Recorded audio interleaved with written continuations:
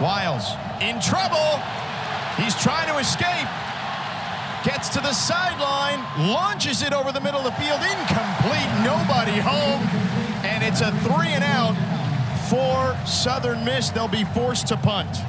Patrick Payton gets a great get off on that one, and he's able to get in the backfield just right away. You look at the front four for this Florida State team, and they are unbelievable. You see the twist stunt. Wiles is flushed out the pocket. If you're FSU, you got to think great things are going to happen when you're able to get them off schedule. Bryce Lofton to punt it. He is standing at his own 5-yard line. Keon Coleman to receive. He is waiting at the 43. Lofton, a high spiraling punt. Coleman fair catches it.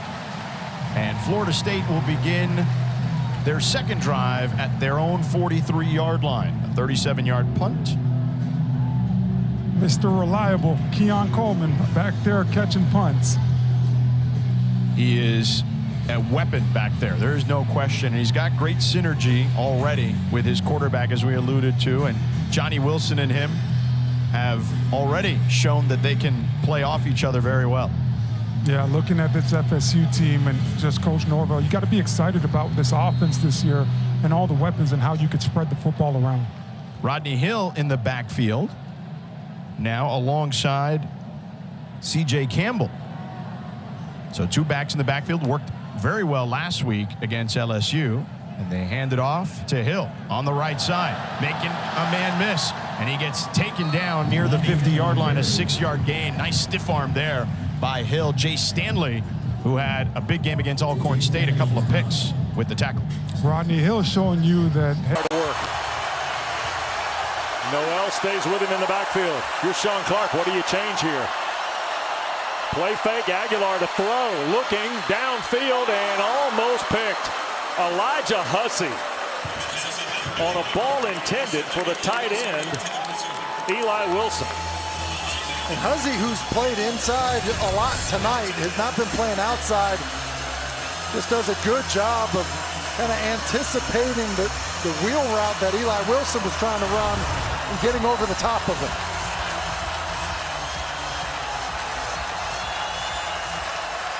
Second down and 10 for the Mountaineers. Noel, right side. Carolina got there, and Noel taken down at the 22. Maybe 3 on the play. Cedric Gray to stop. Yeah, and Cedric Gray does a good job of playing fast and downhill. You're going to see the pursuit not only from Gray, but also from Don Chapman. Left side of your screen, Gray.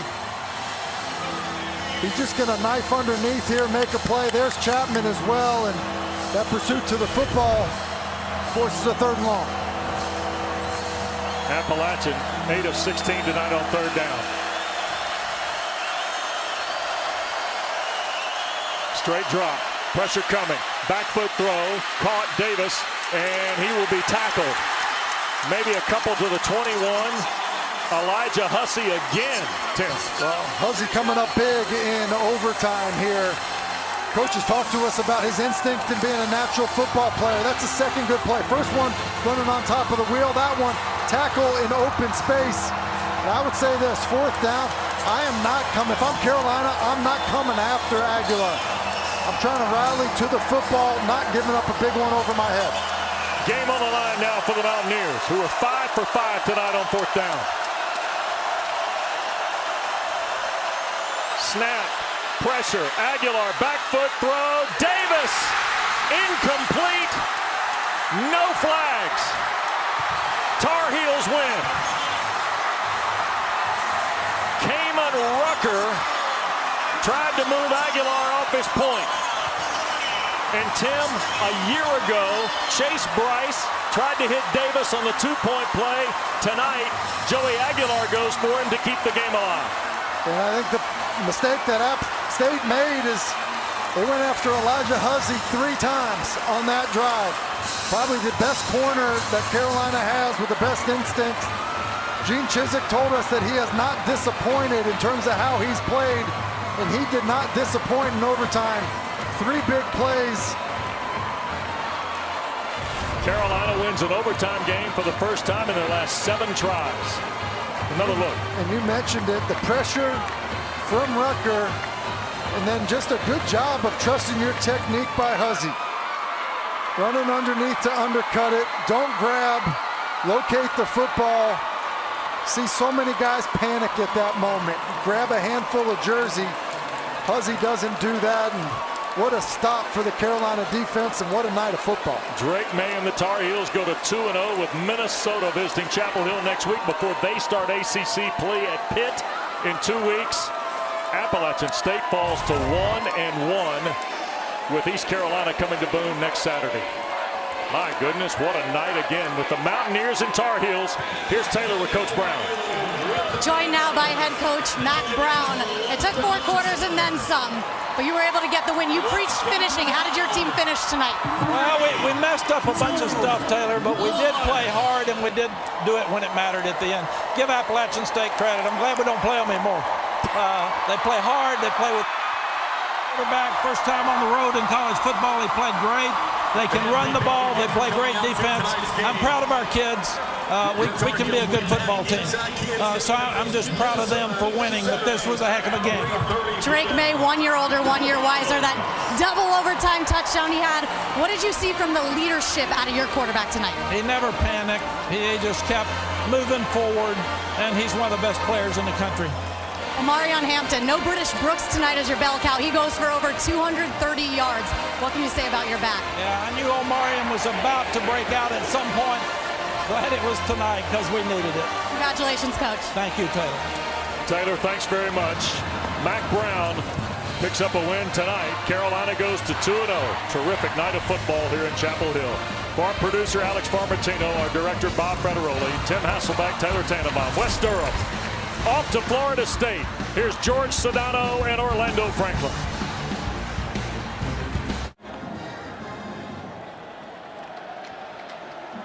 Florida State struck early. Southern Miss their second drive here. Billy Wiles, their quarterback, finds Jakarius Caston for a nice pickup there. Going down the sidelines. Picks up the first down and out of bounds after a 10-yard gain there.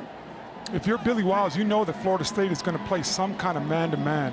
I love how he was able to throw into the blitz right there and get Caston out there to go those yards after the catch. We welcome you to ACC Network Primetime Football. Those of you watching UNC win in double overtime against App State. We've got Southern Miss here, trailing 7-0 against the home team, Florida State. Billy Wiles in trouble, throws off his back foot. Dangerous pass, incomplete, but a flag on the play. Pass intended for Pittman, their tailback Chandler Pittman. The pressure there by Jared Verse. Jared Verse is going to be wrecking havoc all up in the middle of that offensive line all day.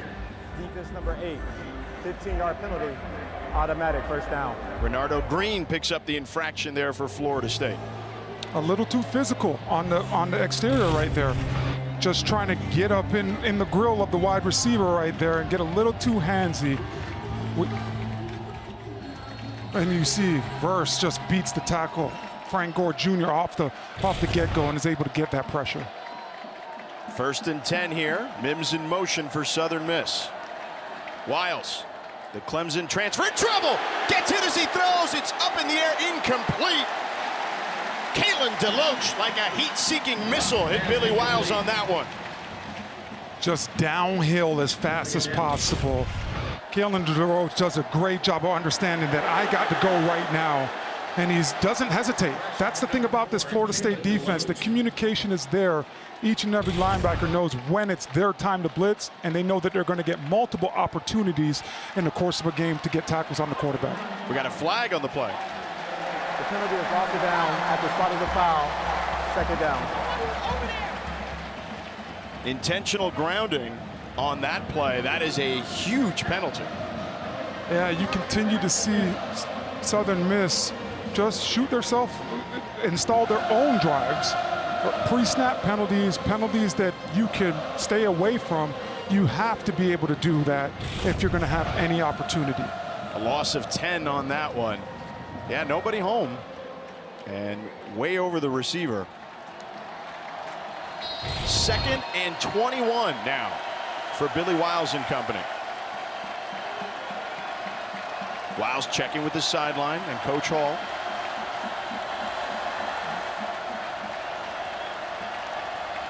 Pittman out wide. Wiles with time. Dumps it off. Incomplete. Florida State, excellent coverage there by Tatum Bethune. I like the thought process of Southern Miss and Coach Will Hall with this offense, trying to stretch it horizontally and trying to create mismatches by running across the field. But Florida State's defense just shows you that they are way too fast. But look for them to come back to that later on in the game, George. 3rd and 20 now. This is exactly what Southern Miss wanted to avoid. These 3rd and long situations, Florida State creeping up to the line of scrimmage. Now Bethune dropping back a little bit. Frank Gore Jr. in the backfield for Southern Miss. Wiles under pressure, throws over the middle. It is caught and complete there. Tyquan Henderson with an 18-yard gain. An unbelievable job by Billy Wiles right there. Just watching the defense in one of the rare occasions where Florida State plays cover 2, and he's able to get it right over the linebacker's head to Henderson and get a huge completion. Big play here, 4th and 3, and Southern Miss is going. The crowd is getting revved up here in Tallahassee. I imagine they're trying to capture the momentum right here if you're Southern Miss. Wiles hands it off, shovel pass to Mims. Can he turn the corner? He cannot. A flag, though, on the play. Yeah, I think right here, I think they might get Avery White with the illegal crackback on the exterior right there. He went low, and he went backwards towards the line of scrimmage. So, unfortunately, I think it's probably going to be on Southern Miss right here. Jarian Jones pushed him out of bounds. Personal foul, illegal block below the waist. Offense number 42. The penalty is declined. The play results in a 1st down, Florida State.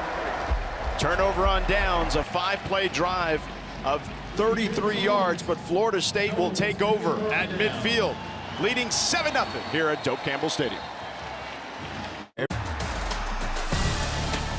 Greatness is a feeling. Fearless. Brotherhood. Greatness is more than winning the game. It's changing it. Greatness is what we do. Accomplish greatness.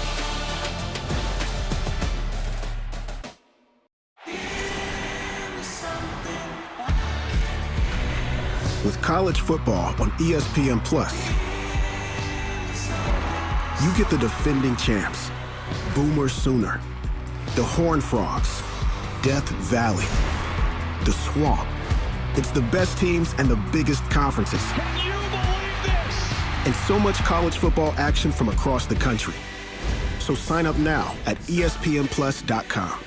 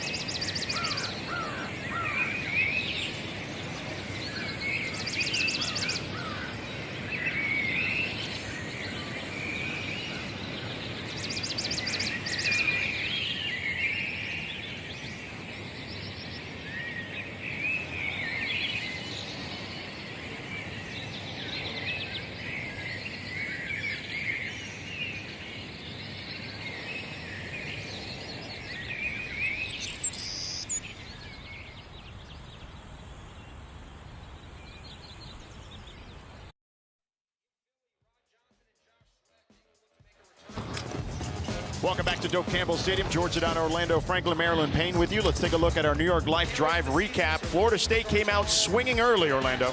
Yeah, Trey Benson gets a screen, is able to get into open field and get an explosive going. And then it's right to Deuce Spann over the middle, where Jordan Travis does a heck of a job reading the defense. And then to cap it off, it's a touchdown to Darian Williamson, where Jordan Travis is able to dissect that Eagle defense. Florida State's next drive here will begin on their own 47-yard line. Jordan Travis, the Heisman hopeful. He is the CEO of this roster. There is no doubt about that. What an incredible young man. What an incredible story. His 6th year in college football. Travis on the RPO. Throws off his back foot down the field. Got a man. It's Wilson, and he does not haul it in. Had it in his breadbasket, but could not control it through the fall. Brendan Toles in coverage for Southern Miss. Jordan Travis gets exactly what he wants right here. One-on-one coverage on the outside with the go route to Johnny Wilson. Johnny just not able to hold on to that ball through the fall on the ground. Put it right on the money. There's no doubt. Can't throw a better ball than that right there, George. Jordan Travis is one of the best players in college football. To think when Mike Norvell came here, he had struggled so much. He told him he wanted to be a wide receiver, and Norvell said no way. And that boosted his confidence, and you've seen the growth year after year since then. Travis to Benson on the right side. Sneaks past midfield. A short gain there of about 3. All of Florida State's run so far in this game has been all the zone read options, right? Where we've seen him hand off the ball to Benson, but we've also seen Jordan Travis pull it. I think something big, FSU's offensive coaching staff might have something big planned off of that we might see later on in the game. Lawrence Toafili is in the game now, but an empty backfield for Travis and company on 3rd and 7 from midfield. Southern Miss crowding the line of scrimmage. Travis setting up the screen to Toafili, makes a man miss, squirts past midfield, but shy of the first down marker after a 2-yard gain. That's one of the rare times that I was actually surprised that Jordan Travis didn't check out the play. Pre-snap, you saw all of Southern Miss guys. They had about 8 guys in the box. You knew that they were coming because you were in a 5 wide spread set. And Florida State's going to go here on 4th and 5 as the offense stays on the field.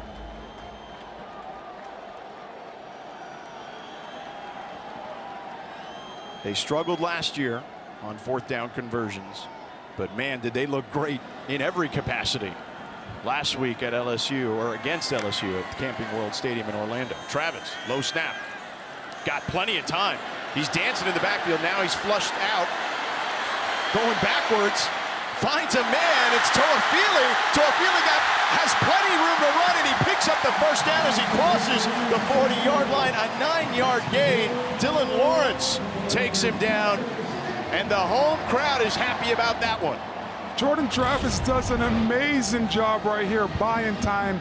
Got to also shout out the offensive line for not going downfield, specifically Dimitri Emmanuel, when Jordan Travis does let it rip to Toafili to pick up that last block and get that explosive play down the field. Travis, a quick toss to the boundary to Johnny Wilson Jr. is incomplete.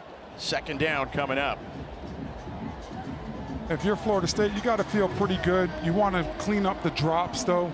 That's something that they've been working on and harping on from last week playing LSU offensively, but they've definitely got the running game going and found a way to incorporate it early in this game. 2nd down and 10 from the 39-yard line of Southern Miss. Florida State, 2 tight ends back there now. Toafili in the backfield in a pistol formation. Travis keeps it, throws it over the middle, sails it over his intended target, Deuce Spann. 2 receivers, though, in the area there. Yeah, that one looked a little bit congested. I'm wondering if one of the receivers, either Deuce Spann or the other guy, just ran the wrong route right there, because you typically don't see Florida State's offense and their wide receiver options get all congested like that in the middle of the field. Florida State, 3rd and 10. 1 for 3 on third downs in this one thus far. Benson in the backfield with Travis.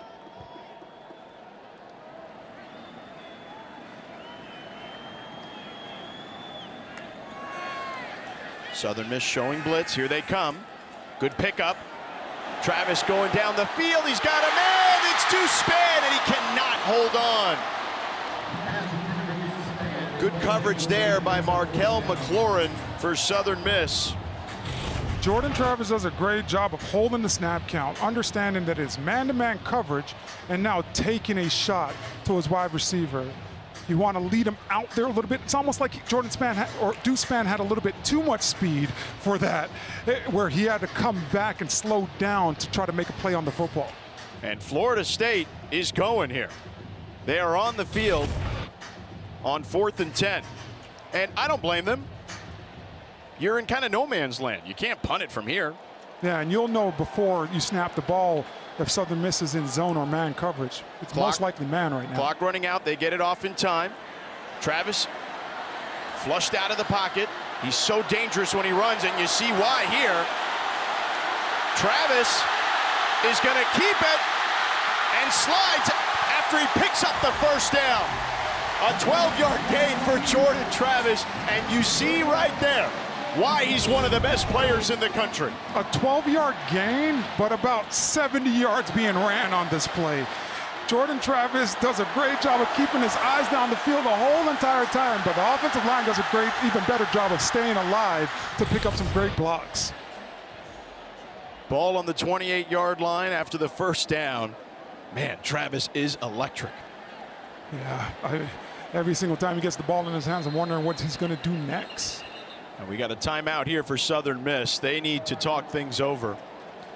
We'll step aside here as Will Hall and company are trying to figure some things out on defense. Florida State up 7-0.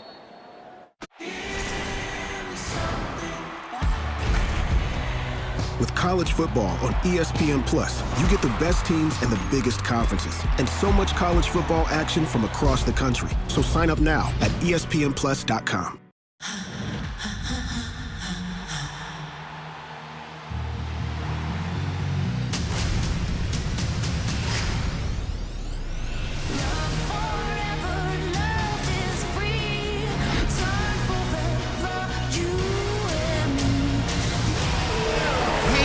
Stateside. Fantastic, Checo.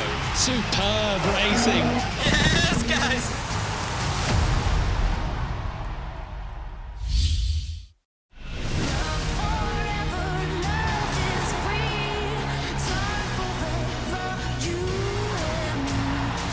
Superb racing. Yes, guys. UFC 293. Buy it on ESPNplus.com/PPV.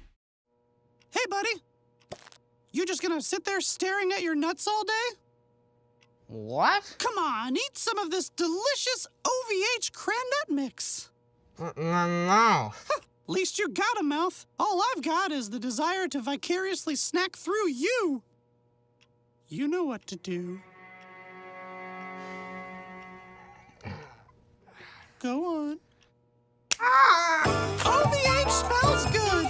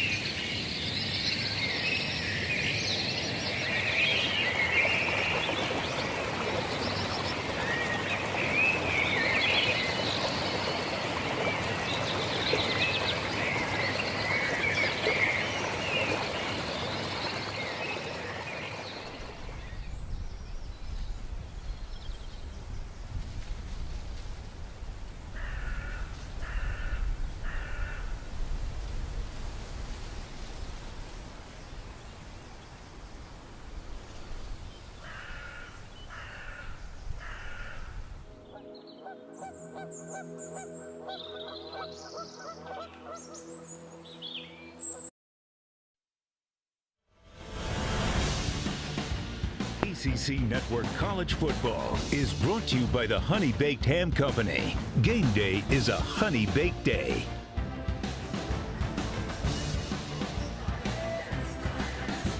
Florida State with a 7-0 lead. George Sedano, Orlando Franklin, as they take on Southern Miss. Let's welcome in the third member of our team, Marilyn Payne. George, Mike Norvell says this fourth-ranked FSU team is not a we've-arrived type of team. He says we can't be. We have to maintain our same work ethic and focus that has allowed us to beat LSU the way we did Sunday.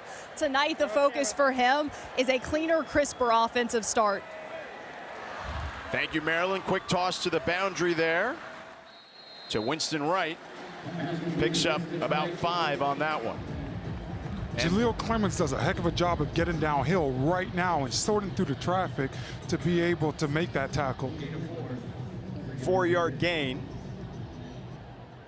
Mike Norvell was very quick to tell us that, to Marilyn's point in those meetings. He was like, listen, we are not a made team. We want to play with a chip on our shoulder, and I get it. Well, you look back at last week, and there's a lot to correct on the film, offensively and defensively. When you look at the offense, you know, they just try to get the screen game going, but the run game was something that wasn't a factor for a long period of time in the first half against LSU last week. And defensively, you want to clean up the missed tackles and the miscommunication if you are Coach Norvell and this defensive staff. 3-yard gain, 3rd and 3. We'll call it a long 2. Travis at the 20-yard line. Keeps it. Pushes forward. Does he have enough? It looks like he may be shy of the first down, but the way Florida State is going for it on 4th down, it's not going to matter. They're clearly going to go for it here, I would presume. Yeah, that would be the expectation. They went for it earlier on 4th down, and it looked like a longer 2 yards. Right now, 4th and under 2, I would expect them to go for it right now as well. 2 for 2 on 4th downs today, Florida State, trying to make it 3 for 3.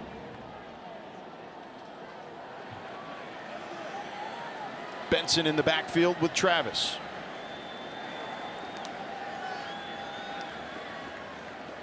Southern Miss showing blitz.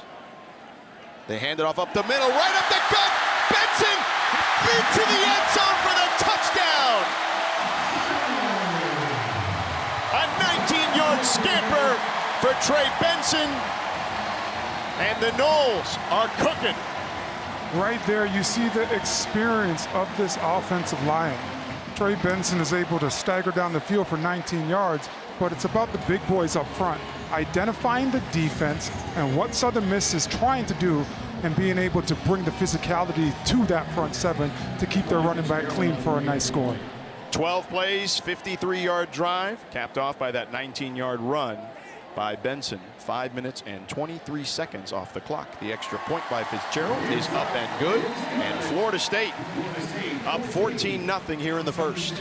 There have been so many great things that you have seen on that drive, but the touchdown run, you see that offensive line part the seas. I'm telling you, George, me and you could have got through that hole right there.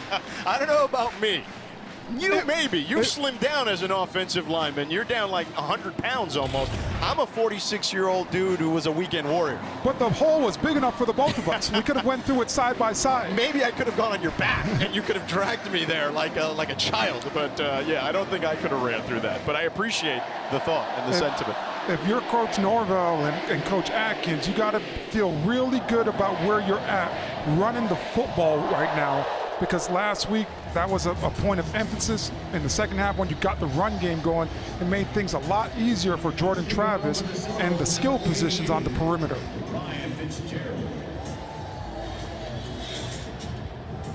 Fitzgerald to kick here. And Tavius Willis waiting at his goal line for Southern Miss. Rodrigue Clark back there as well. Oh, and we have an onside kick. Can Florida State recover? They're going to check here. Looks like it's crowded. No, they'll say Southern Miss was able to get it. A good gamble there because they've got the momentum and they're clearly the better team. Yeah, but that one didn't work out. Shaheem Brown made the tackle there. I like Florida State's thought process right there. You know, just with the surprise onside kick. Wait, it looks like Shaheem Brown recovered the ball, although the referee pointed the other direction. He pointed Southern Miss. So what are they doing here? Lots of miscommunications right now. The official absolutely pointed towards Southern Miss, but FSU is going to have the ball. There you have it. Yeah. So a great gamble by Mike Norvell. He's able to steal a possession right there for his offense. It's only week 2 for the officials too, so there's that. Getting in a rhythm. Lawrence Toafili in the backfield with Travis, so Florida State looking to tack on some more. Travis with time, launches one down the sideline for Wilson. He comes up with the ground and a flag on the play. Down near the 25-yard line for Wilson.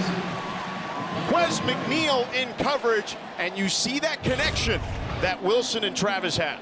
Yeah, you see that these guys have worked together for a long period of time, but I think that this might be coming back, George, because I thought that Wilson had stepped out of bounds right there, but no, it looks like they're calling passing interference.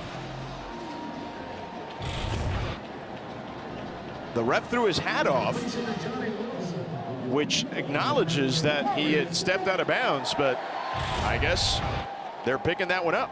Oh, he did step out.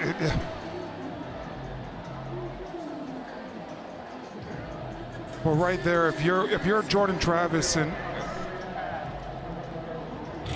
they're going to review that one. If you're Jordan Travis and Johnny Wilson, you're feeling pretty good about that connection, though, because you've tried to get that going earlier in the game, and it's unfortunately you haven't been able to complete it. Right there, although I think it's going to come back, you've got to be building the confidence in Johnny Wilson, the fact that he was able to go to the ground and complete that catch, though. A 26-yard gain if it stands, but I'm guessing this one isn't going to stand after the review. Yeah, you get to slow that thing down for the referees now and really see exactly where Johnny Wilson was running, but also see if he was in bounds the whole entire time on that route. Wilson, they rave about him, obviously. Monster game in the Cheez-It Bowl last season. Of course, a big game against LSU last week. They talk about how humble he is, and really him and Keon Coleman, how neither guy is a me guy, and how they fit seamlessly. Norvell told the story to us, Coach Norvell, about how when they were recruiting Keon Coleman, that some of the other coaches that were trying to recruit him out of the portal out of Michigan State were negative recruiting, saying, you don't want to go play with Johnny Wilson. He's the guy there. Why do you want to play with that? And Mike Norvell, who had recruited him out of high school, told him, listen, this is actually going to be perfect for you. You guys are both going to be able to eat out there. Yeah, it shows you just the confidence of Keon Coleman and Johnny Wilson, both of these guys saying, hey, you know what? Let's both get together. Let's push each other on a day-to-day basis, and let's see what can happen in the course of a season of playing all these games together. And as my forecast is, George, that it's going to be exciting week in, week out. Let's take a look at that play one more time as the officials are looking at it. We saw earlier, Wilson had stepped out of bounds right there at the 30-yard line. Yeah, you want to come back to that, though, if you're Coach Norvell, though, and Coach Atkins, because you know that you could have that one-on-one matchup, and it's going to be there all day. You just got to tell Johnny, maybe you're going to shorten your split and stay away from that sidelines a little bit more to make a great adjustment on the football instead of stepping out of bounds. Head official Tim Hedgepeth having a conversation there. This shouldn't take that long, I don't think. Like, this should be like, hey, let's keep it moving and let's go. Yeah, it looks clear as day. It's something that you should have been able to get a great call or a great grasp of the situation. And if you're Southern Miss, this is actually good for them because they get a break on defense. They've been gassed as Florida State has been able to move the ball. That humidity down here is unbelievable. I've played here in this stadium, in this environment, in this atmosphere, and if you're not used to it. After further review, the receiver did not reestablish inbounds, therefore the pass was incomplete. The 15-yard penalty for defensive pass interference is enforced. Automatic first down. So that still worked out for Florida State in regards to getting the first down, but the big chunk play is taken back. Yeah, so I imagine this referee crew took a little bit longer on the call because of the defensive pass and interference. But yes, a fresh set of downs for Coach Norvell in this offense. So it'll be first down and 10 from the 36-yard line. Toafili in the backfield. And he's in a wildcat formation as Travis splits out wide. Toafili off right tackle. A nice gain there. About 3 yards. It'll be 2nd and 7 coming up. Under 2.5 to go here. Toafili, the St. Petersburg native. That was just a counter OT, pulling Les Harris and Casey Roderick to the right side. And Toafili just getting the ball with a full head of steam and going forward. A nice little wrinkle to this offense. Keziah Holmes now in the backfield in the pistol formation. 2nd and 7 from the 34.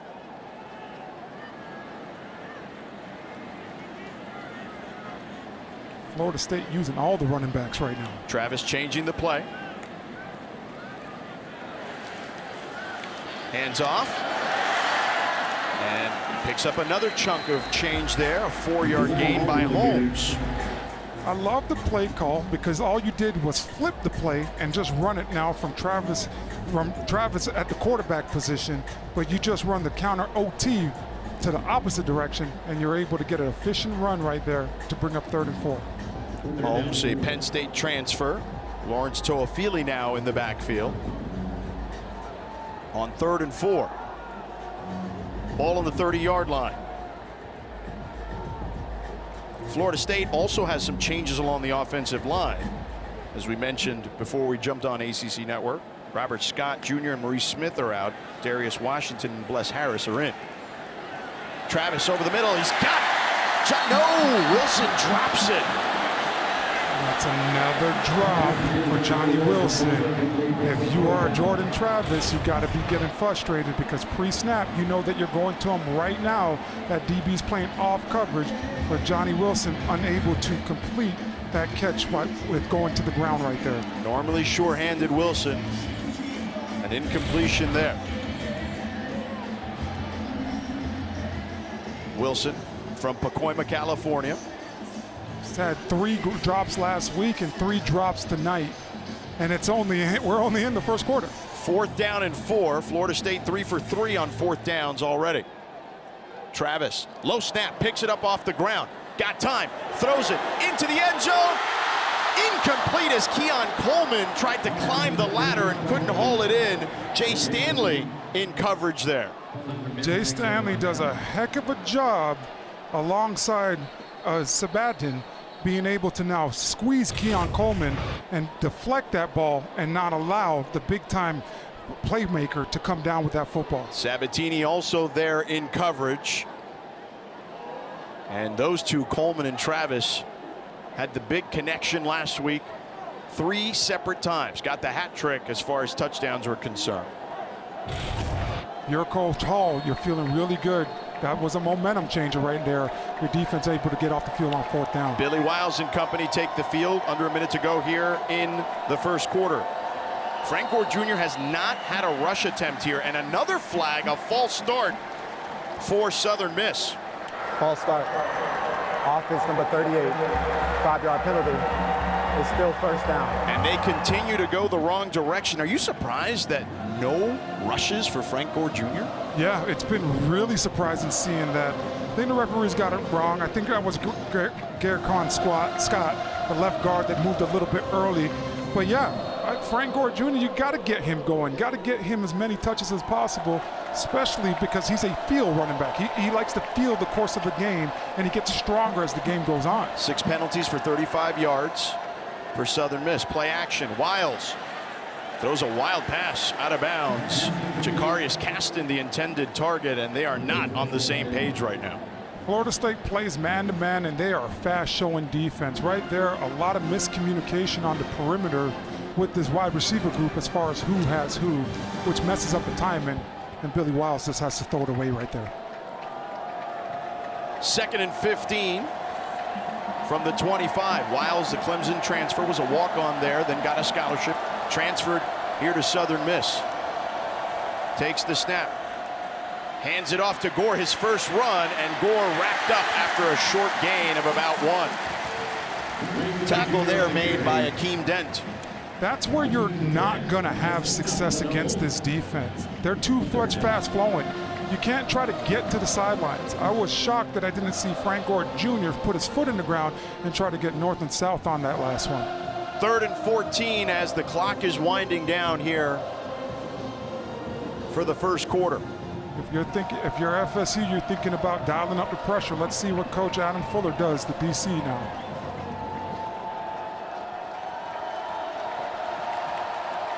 And they're showing blitz. Wiles on 3rd and 14. And another whistle, as that is the end of the first quarter. So after one quarter, and execute our offense. How do you calm your guys? back to action. Thank you, Maryland, with Coach Hall. Wiles throws one incomplete. Intended for Jacarius Caston, but a flag on the play. Tight coverage on the outside by Destin Hill right there. Personal foul, roughing the passer, defense number 11, 15-yard penalty, automatic first down. Patrick Payton, the ACC Defensive Rookie of the Year last season with the infraction there. Yeah, look for Payton to continue. He's a high motor guy, and now his body's finally developing out. This guy had a penalty last week, now another penalty this week, but it's one of those aggressive penalties, getting after the quarterback. If you're a coaching staff, you could live with that, but you want him to be able to use better judgment in different situations to be able to get Southern Miss off the field rather than let them keep on driving the football. The 15-yard penalty puts them at their own 41. 1st and 10, Wildcat here. And a false start as Frank Gore seems frustrated. False start, offense, everybody but the snapper. 5-yard penalty, first down. I don't know if I've ever heard that one before.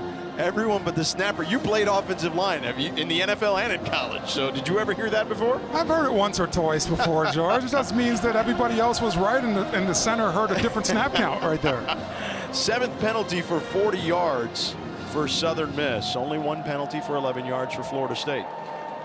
Going backwards here for Southern Miss. 1st and 15 for Wiles. Avery White in motion, their tight end. Play action for Wiles. Got time.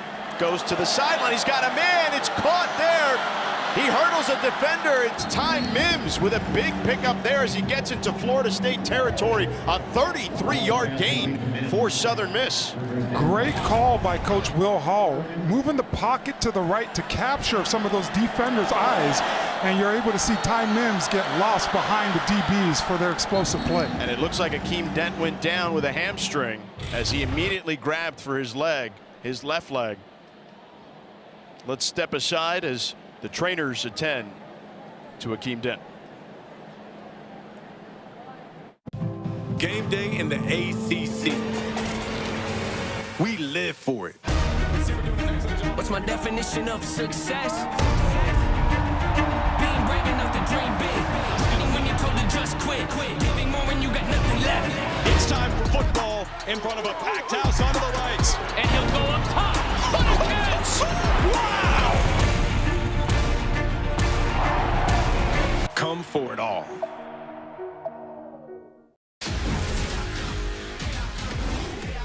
Israel Adesanya is the best middleweight on planet Earth. I say Strickland. I want the title. Let's do this.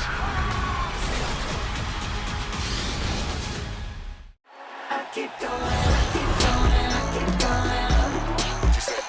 I'm a top-notch stresser, 1-2 stepper. Still got the belt, don't buckle under pressure. I keep going. Break it down now. I keep going, I keep going. Aaron Rodgers is being traded to the New York Jets. That man is in the Big Apple, baby. I keep going, I keep going, I keep going. I'm a top-notch stresser, 1-2 stepper. Still got the belt, don't buckle under pressure. But just in case y'all have forgot, you know who you playing with. I'm him. I keep going, I keep going, I keep going. Break it down now.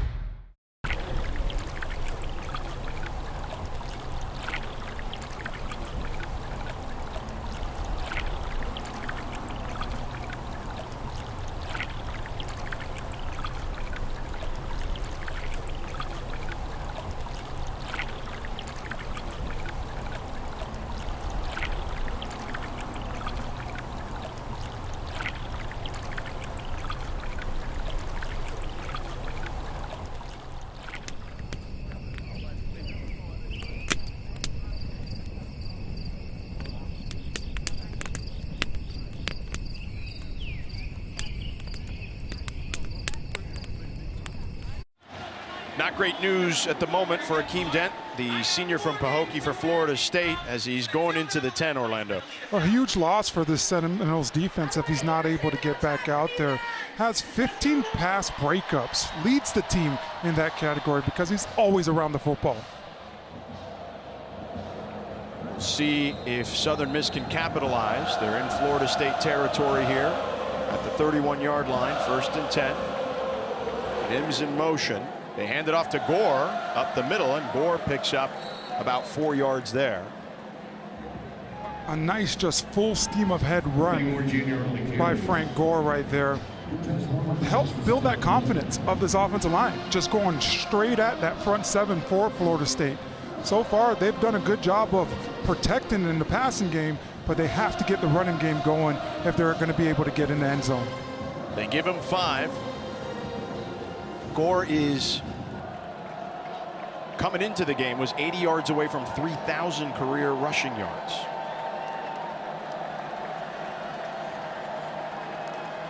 Wiles takes the snap, hands it off to Gore. Gore gets loose, gets the first down, going down the sideline and knocked out of bounds near the 10-yard line. A 16-yard gain for Gore. Let's go to Maryland for more on Frank Gore Jr. Frank Gore Jr. said Thursday, I am so excited for this huge opportunity to show people I am who I think I am. In the past, he says he hasn't capitalized like he wants to tonight. 1st and 10 from the 11. Wiles checking with the sideline. Southern Miss in the red zone for the first time here tonight. Trailing 14-0. And whistles on the play here, a flag on the play. I think we might get some movement up front again with that offensive line for Southern Miss. Prior to the snap, false start. Offense number 65. 5-yard penalty. It's still first down. That's their 8th penalty in nearly 17 minutes of play in this game. And I get it, Florida State's defensive front is ferocious, but you can't keep doing that. And it's again on Greg Scott. I mean, that might be his 3rd false start, I think, of this game. And he's a guy that this coaching staff was really excited to watch play against this team because he could match the physicality. They told us he was a Sunday-type player. He's having trouble tonight. 1st and 15. They give it to Gore again. Gore spins out of the tackle for some positive yardage. A 2-yard gain for Gore. Sometimes those big offensive linemen, when they know that they're pulling and it's a power play and I got to get out there and go pull and get a linebacker, sometimes they might rock back or just be a little antsy and not sit in the stands. If I'm Scott, I'm just thinking about that snap count, telling myself to snap count over and over and over again because I can't afford to hurt my team any much more. DJ Lundy on that tackle. Wiles on 2nd and 13, checking with Billy Hall on the sideline. They give it to Gore again, and Gore gets stopped. A 2-yard gain for Gore, and Florida State's defense tightening up. Coach Will Hall going to have to draw something up here. DJ Lundy just showing you that, yeah, you might be able to fool me once, but you're not going to be able to fool me twice. So Coach Hall trying to go back to that counter play, and Lundy was just able to get downhill and get that tackle. 3rd and 12 from the 13. Rodrigue Clark now in the backfield. The redshirt junior out of Starkville, Mississippi. A lot of natives on this Southern Miss team. If I'm Southern Miss, I'm thinking screen right here. And another whistle. Timeout Florida State this time. As Mike Norvell and company want to talk this thing over, Adam Fuller, the defensive coordinator, probably saw something he didn't like. As you watch this defense of Florida State, they continue to blitz. So if I'm Coach Hall, I'm thinking about trying to dial up a blitz with Clark in that backfield instead of Gore, because he's more of the pass down back and the running routes back. So try to take advantage of that aggressive defense of Florida State. And now it's time for Food Lions. Food for thought. Orlando, what is your food for thought tonight in this contest? Well, just looking at Southern Miss this game, it's got to be explosive plays downfield. You got to capitalize on that. You also got to figure out a way to use misdirection as an advantage. And offensively, you want to be able to match your physicality up front. Florida State, we know that you have speed, but can you capitalize with the running game, get that run game going early, and also be physical on all three phases when there is tight coverage out there? 3rd and 12, Southern Miss 0 for 2 on 3rd down in this one thus far. Henderson in motion. Wiles changing the play. Wiles under pressure. He's got a man. No, incomplete.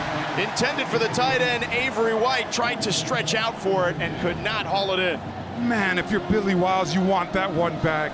You were able to catch Florida State in the blitz and had a perfect design play up to try to go get and connect with Avery White, but just a little short right there. But he stood in there to take the hit, but yeah, could not get the ball there. Andrew Stein to kick the field goal. QB pressure there by Dylan Brown-Turner for Florida State.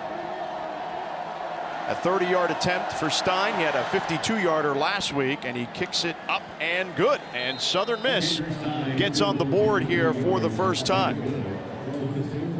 Southern Miss, a 57-yard drive, leads to 3 points. Florida State up 11. The construction field is hard. It's a long day. It's physical. Most of my customers say, I don't see how you can do this stuff anymore. But I say, I take balance in nature, gives you that that extra little jolt. At 72, most people don't have that much energy. Balance in nature gives me the energy to do what I got to do. Otherwise, I wouldn't be taken. Start your journey to better health today. Go to balanceofnature.com to get your special offer when you order as a new preferred customer. Why do dermatologists choose Dove? The Dove Beauty Bar is gentle, not only cleans, hydrates my skin. As a dermatologist, I want what's best for our skin. With 1/4 moisturizing cream, Dove is the #1 bar dermatologists use at home. I keep going, I keep going, I keep going. I'm a top-notch stresser, 1-2 stepper, still got the belt, don't buckle under pressure. I keep going.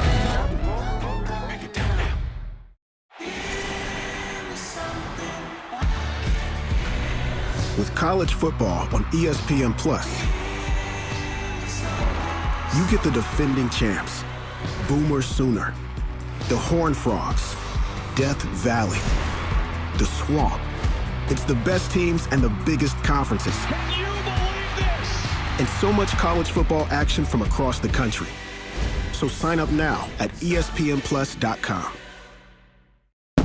I keep going, I keep going. Aaron Rodgers is being traded to the New York Jets. That man is in the Big Apple, baby. I keep going, I keep going, I keep going. I'm a top-notch dresser, 1-2 stepper, still got the belt, don't buckle under pressure. But just in case y'all have forgot, you know who you playing with. I'm him. I keep going, I keep going, I keep going. Southern Miss gets within 11 after a 30-yard field goal, but the talk of the town was the connection between Jordan Travis and Keon Coleman, the Michigan State transfer. A hat trick, 3 touchdowns for Coleman from Travis.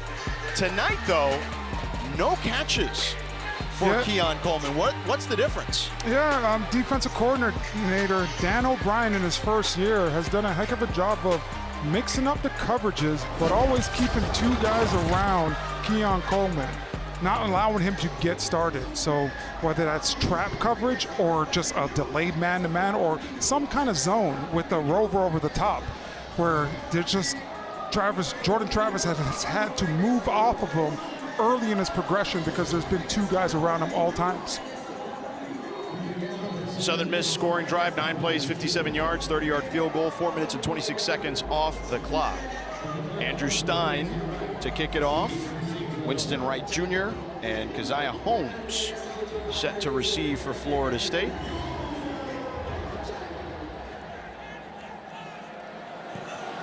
Stein boots it. And Florida State will receive. Winston Wright makes a man miss. Another man miss. Stays on his feet. Heading towards the sideline and out of bounds at the 31-yard line. A 31-yard return for Wright. Winston Wright does a great job of catching that ball in the end zone, but pressing it, going straight ahead, and allowing that special teams to collapse, and now being able to bounce it outside using his speed and showing that he has explosive playmaker ability with that little shimmy sidestep as well. Little hezzy.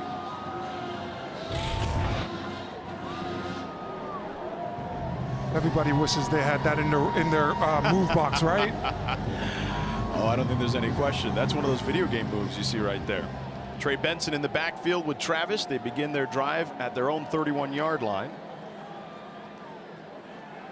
Travis rolling to his right, so dangerous on the run. Goes down the field, he's got a man, but Wilson cannot haul it in. Diving for the play.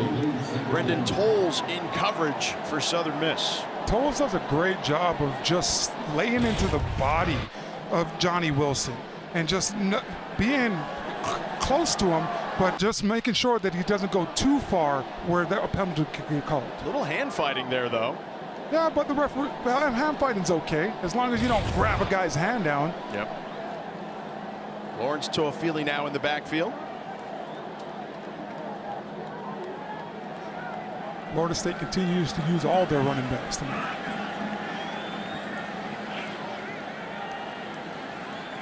Toafili flips sides. He'll take the handoff. Slips a tackle and a short gain there. A 2-yard gain for Toafili.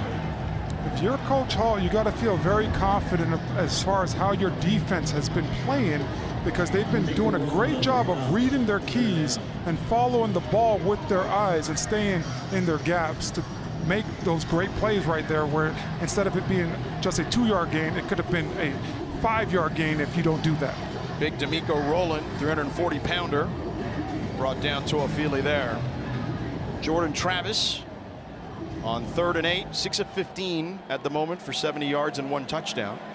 Does have 4 rushes for 14 yards as well. Travis takes the snap, pressure coming, steps up in the pocket, throws over the middle, and it is caught by Darion Williamson. A 12-yard gain there. Already has a touchdown and another catch to add to his tally. I love Coach Atkins' call right there, because you go 5 wide, the defense has to declare theirself. Are you in man or are you in zone? And Jordan Travis continues to make the right decision as far as where he goes with the football. Florida State now 2 of 7 on 3rd downs. Travis on 1st down. On the RPO, gives it to Benson. No, Toafili actually. Toafili makes a man miss, heading down the sidelines, cuts back inside. It's a foot race, and he's taken down at the 20-yard line. A 44-yard gain for Toafili. What a great run there by Lawrence Toafili. The big boys out in front just continue to get it done. Toafili makes a heck of a move, but look at big Jeremiah Byers, 63, way down the field to help his teammate out. Fuviai with the tackle there on Toafili. 1st down from the 21-yard line of Southern Miss. The Noles are in business.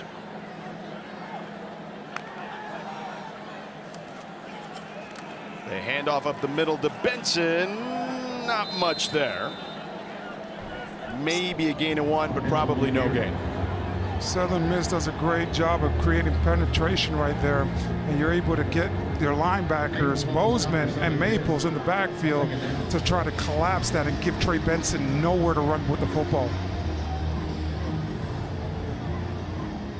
CJ Campbell now checks in at tailback from Kaplan, Louisiana, but played high school ball in Florida.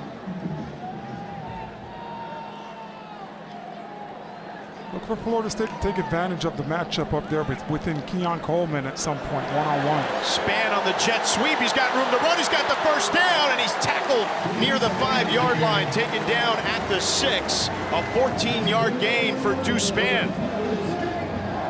A great job on the reverse right here. Deuce Span does a great job taking the handoff, but getting upfield as fast as possible, using his wide receivers and everybody that are blocking on the perimeter.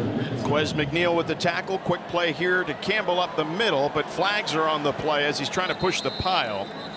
Jay Stanley missed the shoestring tackle as he was diving on that last run.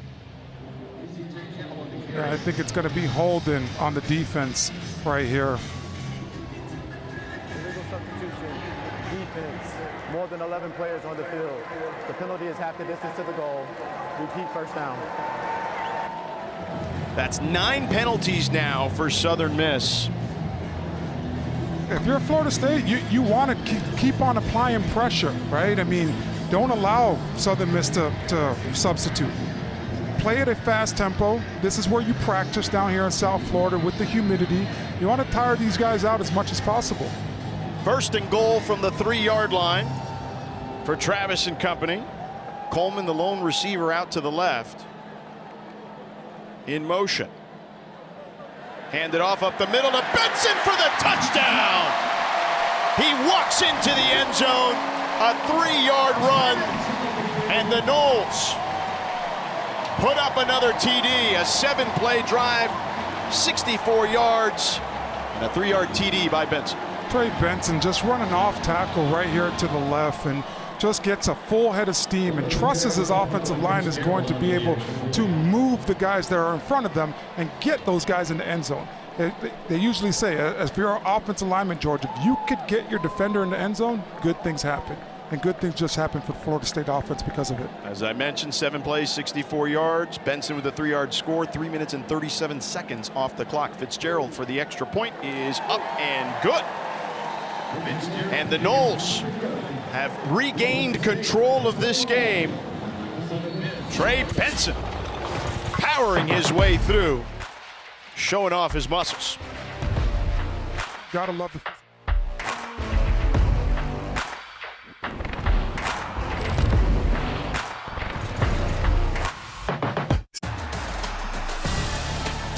Greatness is a feeling. Fearless. Brotherhood. Greatness is more than winning the game. It's changing it. Touchdown! Greatness is what we do. Accomplish greatness.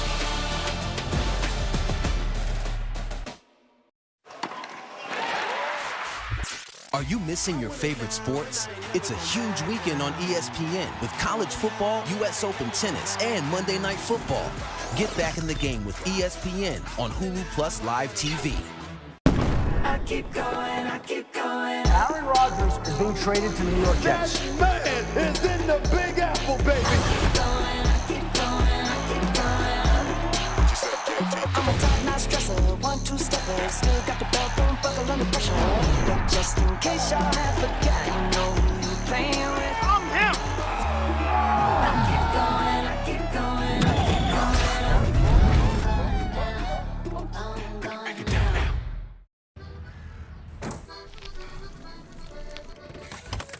Steve? My name is Steve, too. This is crazy, man. This is unbelievable. What are the odds? We're thick as Steves. Do you believe in fate, Steve? I'm an Aries. Question. How can you relate to just about anyone? We are compassionate. Hey, do you like Jefferson this week? Answer, ESPN Fantasy Football. Oh, that's a good call, Steve. Are we talking PPR league? No, we're talking full PPR. Oh, my gosh. Israel Adesanya is the best middleweight on planet Earth. I say Strickland. I want the title. Let's do this.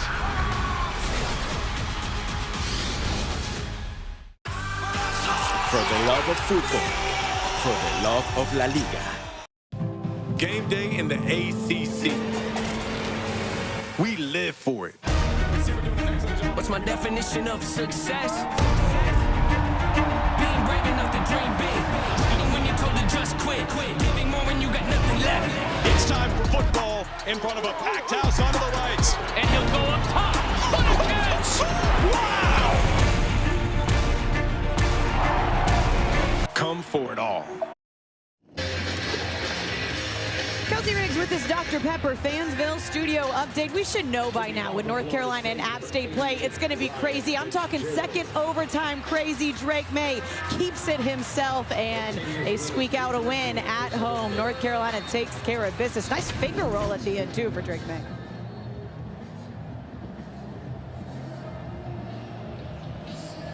Thanks, Kelsey. We got a good one here. Florida State put up another touchdown. Trey Benson capped it off with a 3-yard score. They kick it off here to Southern Miss. And Antavius Willis with a nice return there, out of bounds near the 30-yard line. And pushed out of bounds by Ashlyn Barker. There's Coach Alex Atkins, who we met this week. And man, when you're in a room with that guy, I totally get why kids want to play for him. Yeah, the scope of college football is changing, and Coach Atkins gets it. He gets how to motivate these young men to get the absolute best out of them. And the thing that I love that he said about all these guys was getting to know them off the field before coaching them up on the field. So he's doing that, and he's getting the best out of each and every individual on this offense. He said that because it allows him to say, hey, look, if I can develop a real relationship with them, then when I gotta, potentially cuss them out because they make a bad play, they're like, yeah, he's my guy. I get it. And they're on the same page. Yeah, it's the little things, right? When you're a coach and just doing those things right and making a guy feel like he can work for you and do whatever it takes, it gives you all the confidence in the world. Interception there by Florida State. Conrad Hussey picks it off. And Wiles threw one off his back foot and knew that up, but Florida State is back in business. Hussey does a great job of keeping his eyes on the quarterback the whole entire time. Wait, they're bringing the defense back on the field. They're going to check to see if he was able to haul it in. It looks like he goes down and tries to catch it like a breadbasket, but ultimately that ball looks like it falls right between the arms and ends up on the floor. I don't know. I got to see another version of that. I thought he was able to corral that. You know what? When you're a defensive guy, you're used to catching the ball with your body, right? As a wide receiver, you're taught to catch the ball with your hands right there. Hussey looks like he goes down and tries to catch it with his body. All right, well, they'll give it back to Southern Miss. It'll be an incomplete in the books. 2nd and 10, Mims in motion. Wiles, low snap, under pressure, and he is wrapped up and sacked for a loss there on the play. Dennis Briggs Jr. with the sack there, 2nd sack for Florida State. That defense comes in waves. First it's Patrick Payton, then it's Dennis Briggs, then it's Joshua Farmer. Everybody gets an opportunity to rush the quarterback. It just comes in waves, but credit to the relentlessness of that front four for Florida State. Verse also there, but Briggs first on the scene. 3rd and 13. Southern Miss has been in 3rd and long a ton here. You're Coach Hall, you want to get the ball out of your hands as fast as possible. This is a danger zone here for Southern Miss, and Florida State senses it as they crowd the line of scrimmage. They hand it off on a draw play to Gore. Nothing doing there. A gaggle of defenders take down Frank Gore for Florida State. And now Southern Miss is 0 for 4 on 3rd down, and the punt unit coming out. That front four for Florida State just continues to be relentless in their rush and not allowing the big guys for Southern Miss up front to move them. A great job of finding the ball carrier, Frank Gore Jr. in that traffic to force the 4th down and get off the field right there. Bryce Lofton fields it at his 9 to punt it to Keon Coleman, awaiting for it, backpedals to the 30, takes it, makes a man miss, cuts inside and taken down near the 35-yard line. If you're Keon Coleman, you're excited. That was your first punt return of the year right there. Our Week 3 ACC Network Fall lineup starts next Thursday night as Bethune-Cookman faces Miami at 7:30 Eastern. We'll be there. Then Saturday afternoon, number 21 Duke hosts Northwestern at 3:30 Eastern. And in the nightcap, FAU and 25th ranked Clemson meet in Death Valley at 8 Eastern. All 3 games right here on ACC Network and on the ESPN app. A 48-yard punt, 5-yard return to the 35. And that's where Jordan Travis will take over. As you see, he's trying to tell his guys, let's get into tempo here. He wants to move fast. This is his offense. It's designed for him. Travis with the keeper, tries to cut back inside and wisely slides, and whoa, we got a little extracurricular activity there, and you see the flag pop up. Yeah, if you're Jordan Travis, you don't want this game to get out of hand, but smart move by him right there, getting to the perimeter and kind of sliding and going down. MJ Daniels getting a talking to. After the play, unsportsmanlike conduct, defense number 11, his first of the game. The 15-yard penalty and an automatic first down. Florida State now moves to the 50. Right there, the young man, MJ Daniels, just a little bit too much. And, you know, it's always the person that reacts that gets in trouble. Right there, you just want to see him move away from Jordan Travis. You've already made the tackle, and just move on right there. Not do something to hurt your football team. First down, they'll put it at the 49-yard line of Southern Miss. Travis, flag out there. Takes a shot down the field, and it is knocked away. Intended for Destin Hill. Michael Caraway Jr. knocks it away. Let's see about the laundry. Southern Miss continues to play tight coverage. Offside, defense number 11, 5-yard penalty, first down. MJ Daniels again, another infraction. And he's laughing about it, but I'm sure his coaches aren't laughing about it. Yeah, just too aggressive on the outside right there. Trying to be all up in the grill, play press man coverage, you know, trying to get a jam on the wide receiver. But you got to check with the referee and make sure that you're on sides before you could be that physical on the perimeter. That is the 11th penalty for 68 yards for Southern Miss. Yeah, if you're Coach Hall, you are not excited about that because you've been hurting yourself. Rodney Hill in the backfield now with Travis. A quick toss to the boundary to Keon Coleman. Another flag on the play. Hurdles a defender. Keon Coleman picks up the first down. But the referees have been on center stage tonight. 37. The penalty is declined. The play results in a first down. Southern Miss continues to make mistakes. But it didn't matter, as you heard the officials say there, that they declined the penalty. Yeah, Keon Coleman, though, finally getting started, getting a nice, easy catch, being able to show his athletic ability on the perimeter with that hurdle out of bounds as well at the end of the play. C.J. Campbell now in the backfield next to Travis. 1st and 10 from the 36-yard line. Travis dumps it down to Campbell. A flag on the play, plenty of room, gets tripped up near the 15-yard line, a 20-yard gain. We'll see what the flag's about. C.J. Campbell came open so fast. I bet it's some kind of pick play or on the wide receiver. I bet this one's on Florida State coming back because of how quick he was able to come out the backfield and come open. This game has been herky-jerky with all the penalties.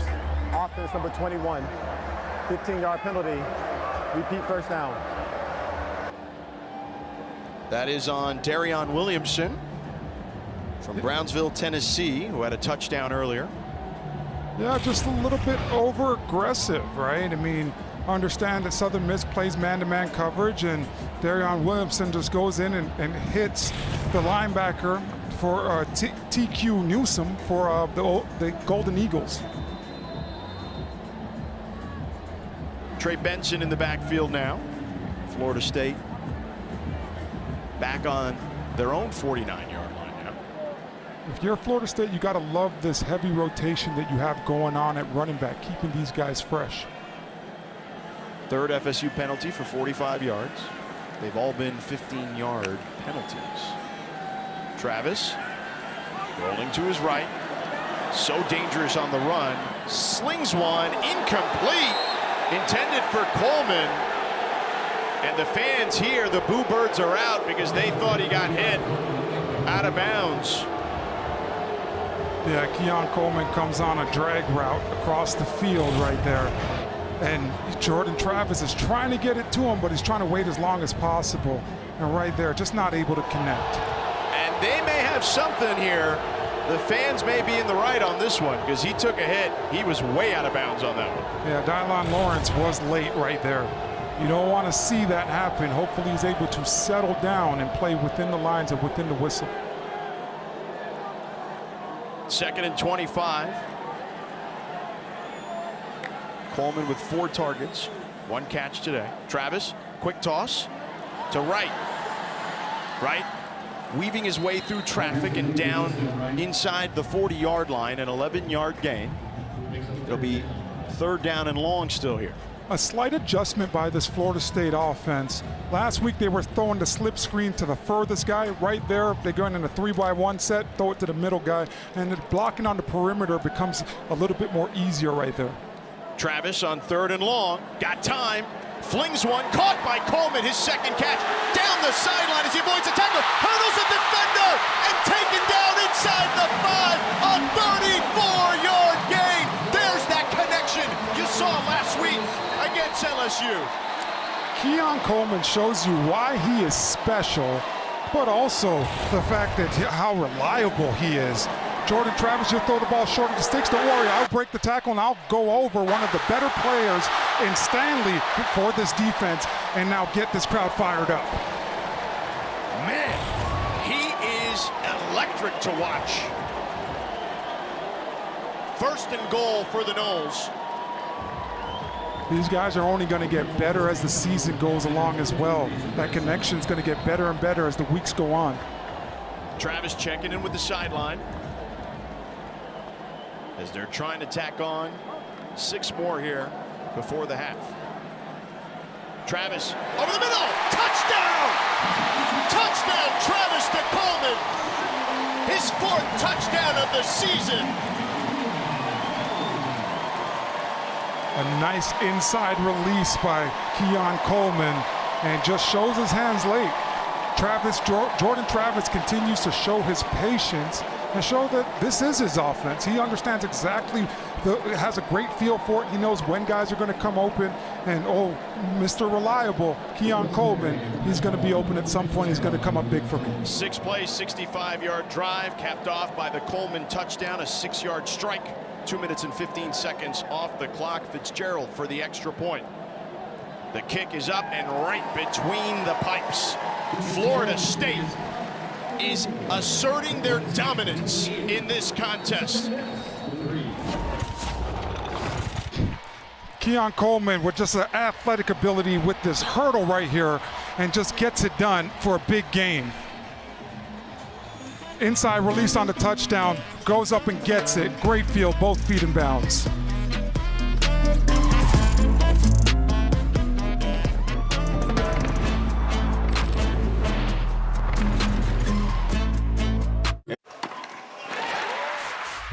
Are you missing your favorite sports? It's a huge weekend on ESPN with college football, US Open tennis, and Monday Night Football.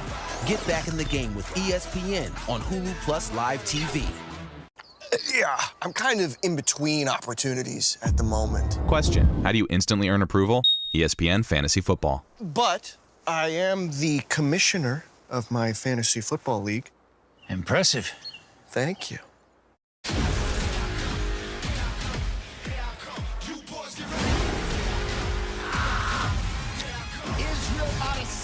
He is the best middleweight on planet Earth.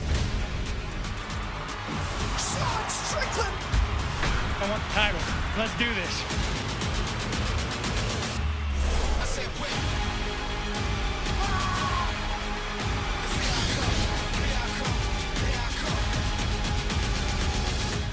Not far from Charlotte, there's a community called Edgewater. It's on a 3,300-acre lake, has a top-rated golf course, and offers new homes from the 200s to the 600s. The idea of it is truly as unexpected as the place. Edgewater from True Homes.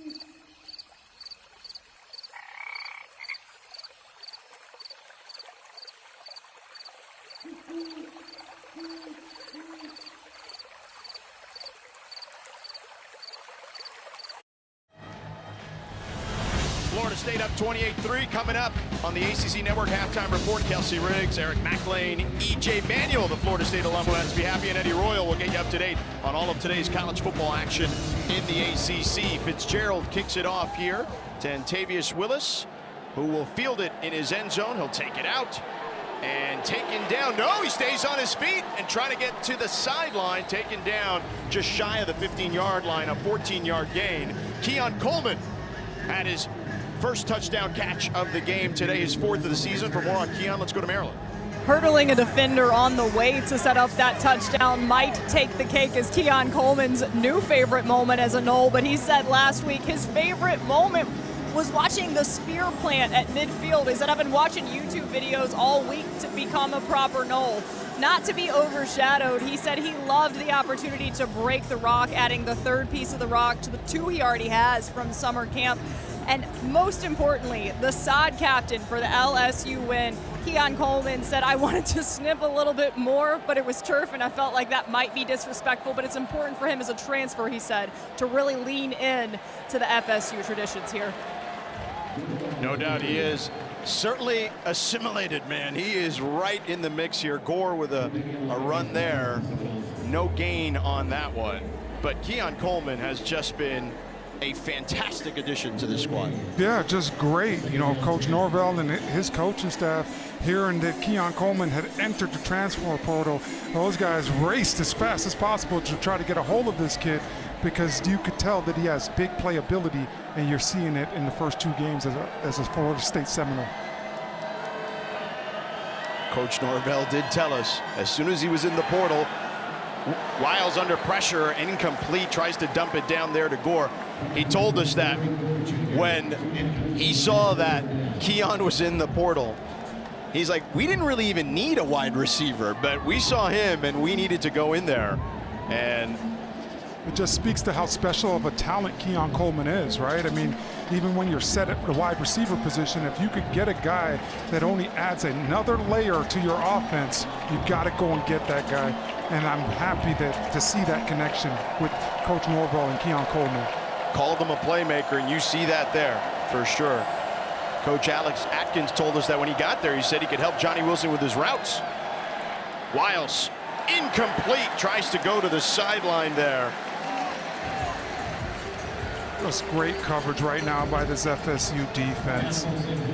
Azarie in coverage there, Azarie Thomas. Yeah, Azarie Thomas able to have a clean break on the ball. But right now, this defense is playing back, basically back on their heels. They're able to see everything that Billy Wiles is trying to do and react to the football. They haven't been stressed out at all, and a nice 3-and-out right there.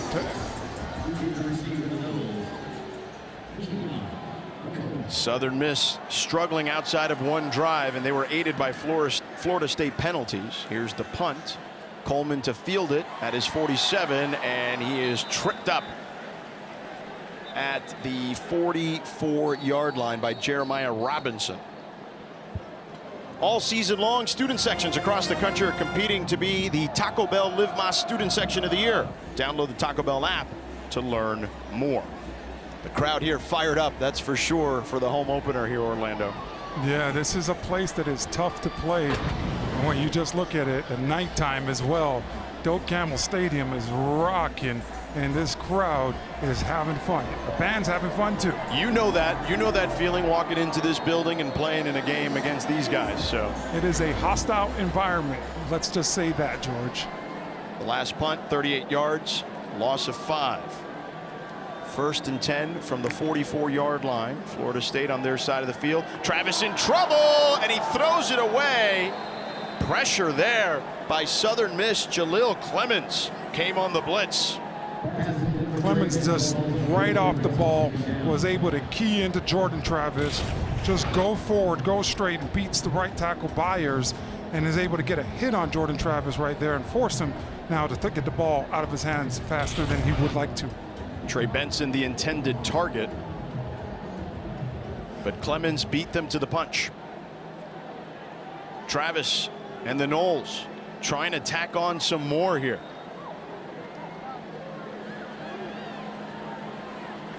After a slow start, they have been humming. Travis got time, Pocket clean, goes down the field, he's got a man, overshoots his target, Jaheim Bell, the South Carolina transfer. Look for them to continue to try to find ways to get Jaheim Bell involved in the game plan. And this guy's everything. He could play tight end, he could play running back, he could play wide receiver, and he creates mismatches for opposing teams' defense each and every week, because you have to think, are we treating him like a tight end, or are we going to treat him like a wide receiver, knowing as much Florida State likes to target him? Florida State 3rd and 10 coming up from their own 44. They're 3 for 8 on 3rd downs thus far tonight. Travis rolling out of the pocket. He's going to keep it himself and taken down near midfield. A 5-yard gain. It'll be 4th down coming up and 4. They have gone for it on 4th down a number of times here, Orlando. Yeah, Coach Atkins and Coach Norvell does a great job of keeping Travis in shotgun, so he's able to see if the Golden Eagles are going to blitz and elude that blitz and now go pick up some with his legs. But right now, they're going for it. Florida State 3 for 4 on 4th downs today. They'll say it's 4th and 5. They've converted 75% of these 4th down opportunities thus far tonight. Southern Miss showing blitz. And here they come. Travis quickly over the middle. It's caught. Hakeem Williams with an 8-yard gain. They love this freshman from Fort Lauderdale, Stranahan High School. They expect big things from him in his future, and you're seeing it in the present already. They continue to just sit back there and get pre-snap reads and let Jordan Travis do whatever he would like to with this offense. He has a great feel of this game right now, and he's making all the right throws. Gets the 1st down. Ball on the 42-yard line of Southern Miss. Travis again, this time to Wright. And Wright loses the football, but Florida State quick to recover. Kyle Morlock able to corral that one. Kyle Morlock with a great block on the perimeter to try to help Spring Wright, but also keeping his head on a swivel and playing through the whistle where he's able to get back on that football and to regain the possession for Florida State. And here we got another completion to Morlock, and he's upended by Jay Stanley near the 10-yard line. A 28-yard gain. Kyle Morlock saving him on one end and taking advantage of a beautiful pass from Travis on the other. They say when you play through the whistle, great things happen, and Jordan Travis finding him for explosive down the middle of the field. About 40 seconds left here in the half. Travis takes the snap on 1st down, goes to the end zone, a fade to Williams, incomplete. Little short on that one. I know if I'm Jordan Travis, I want that one back. I want to be able to lead Williams a little bit more instead of just throwing that back shoulder. Great job getting off the ball, stemming to the outside and drifting, but you want that football just a little further to be able to go up and get it. Tolles in coverage there. Florida State in the red zone, 4 for 4 today, 4 touchdowns. There's Hakeem Williams, the number 28 recruit on our ESPN rankings. Florida State has been doing a great job of mixing it up down here with run and pass. So maybe a quarterback design draw. Well, they've got time. Remember, under 2 minutes, the clock stops on a 1st down, and they can still get a 1st down. Timeout here. That's the new rule in college football. The clock does not stop on 1st downs unless it's 2 minutes to go in the 2nd and 4th quarter, or under 2 minutes, rather. Yeah. So if you're Florida State, you got to be feeling really good. You have enough field right now to get a 1st down before scoring a touchdown as well. So right now, if you're Coach Norvell and Coach Atkins, you're telling your team to settle down. We got plenty of time. We have timeouts as well. We don't have to rush into anything right now. Let's execute our offense and make sure that we come up with 7 instead of 3. One more timeout for Florida State if they need it. Be sure to stick around after the game for the ACC Huddle postgame show. Kelsey Riggs and the crew are here in Tallahassee, and we'll have a full recap of all of today's ACC football games. The ACC Huddle is next immediately following our game. How about E.J. Manuel's suit today? Can we get another picture of that? I don't know if he's in the eye shot of the camera, but that green suit he's got, I'm jealous, man. It definitely put a smile on my face. Yeah. I might have to call my tailor and get it with his tailor, because it even like, what's that? I mean, look, they all look great. Well? They all look great, but don't get me wrong, that green suit is sweet. It's definitely an eye catcher. You see that big smile on E.J. Manuel, and you can understand why, as Florida State with a big lead here, trying to add some more. Travis on second down. Throws over the middle. Incomplete. A dangerous pass there. Jay Stanley with the pass breakup. He had 2 last week and 2 picks against Alcorn State. Yeah, that's Southern Miss ball hawk right there. Jay Stanley, sticky in coverage, but able to read Jordan Travis's eyes the whole entire time to make a play on the ball and add another pass breakup to his resume. Florida State, 3rd down and long coming up, can still get a first down. 31 seconds here in the first half. They're 3 for 9 on 3rd downs. It's all about just settling down. I like how they went 5 wide on the last play. Here they are, Coleman in motion, Travis backpedaling, dumps it off to Toafili, and he is taken down from behind after a short gain there.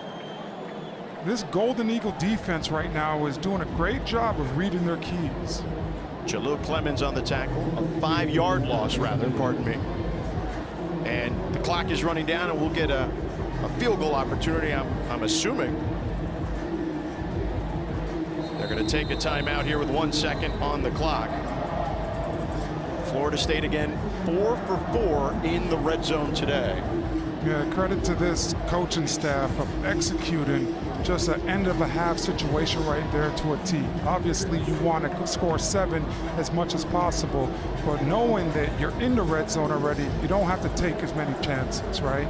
So Florida State does a great job of running out all that time, leaving Southern Miss with no time, and now trotting their field goal team out there to add 3 to the scoreboard. Ryan Fitzgerald to try a field goal. He was 1 for 1 last week, hit a 33-yarder against LSU. This one, a 35-yard attempt.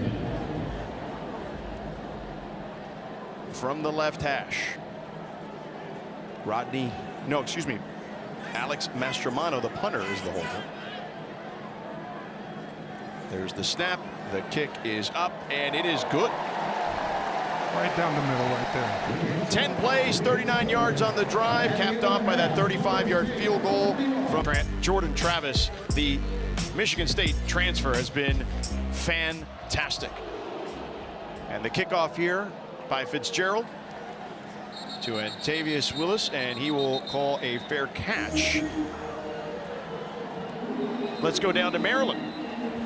Mike Norvell didn't have many complaints about his defense allowing just 3 points, but concerning the offense, he said we've cost ourselves a lot of opportunities, in particular at the hands of dropped passes.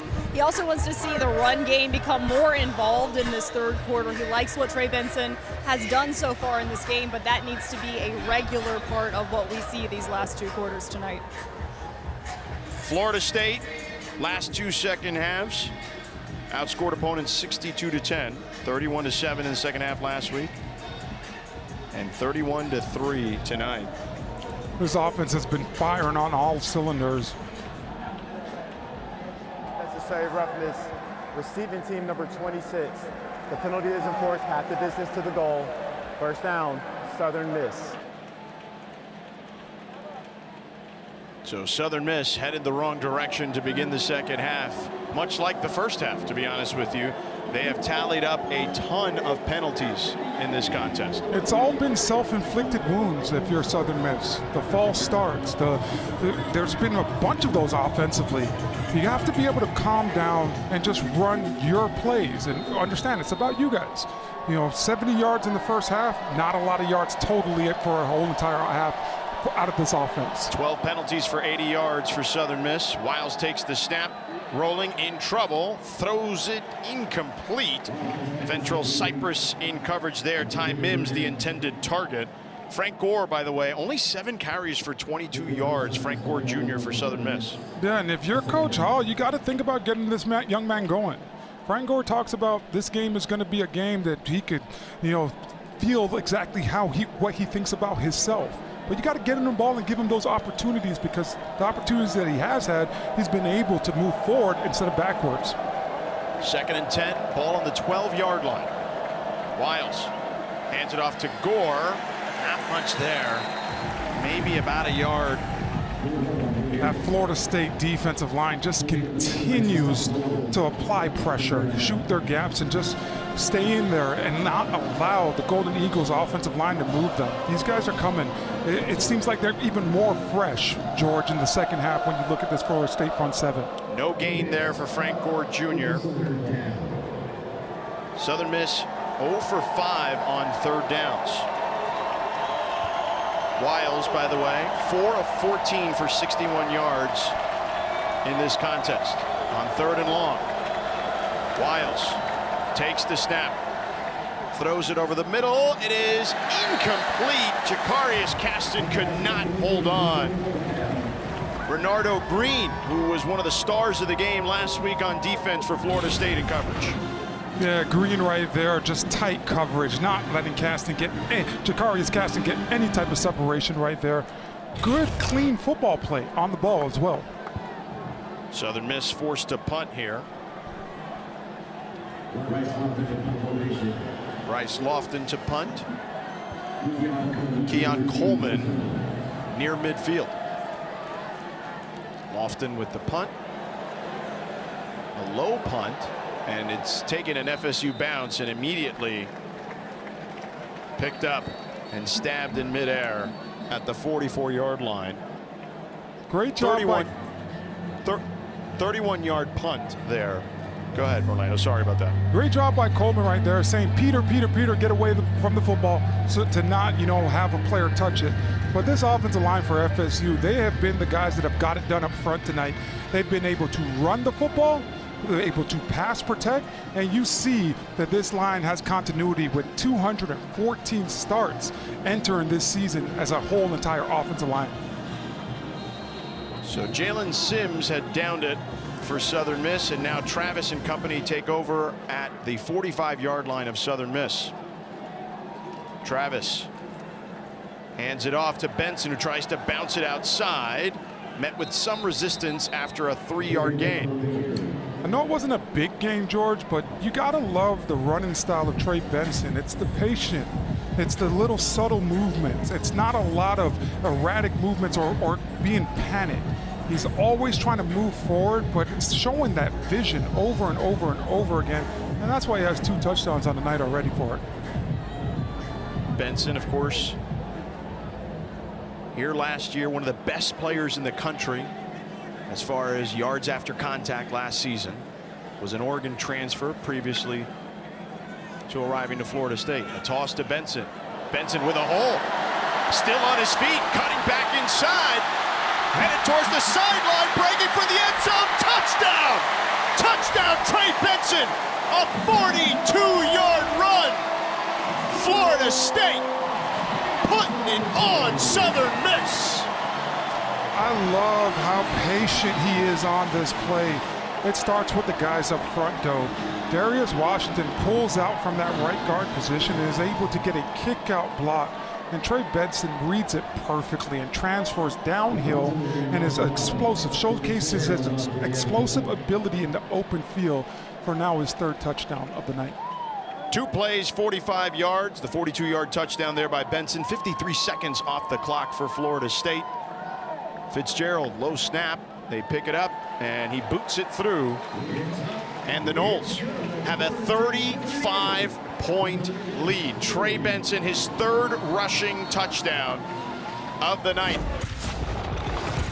Looking at Trey Benson right here, he sets up his block, is able to put his feet on the ground and just use his speed. But look at these FSU receivers down the field, blocking their butts off to get in the end zone. Great job, great offensive play.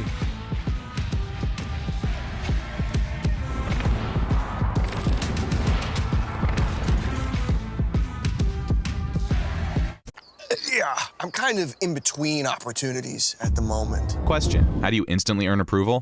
ESPN Fantasy Football. But I am the commissioner of my fantasy football league. Impressive. Thank you.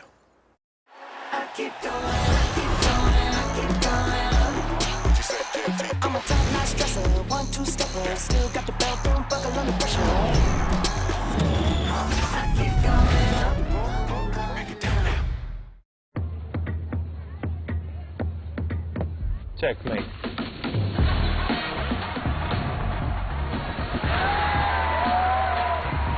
else matters.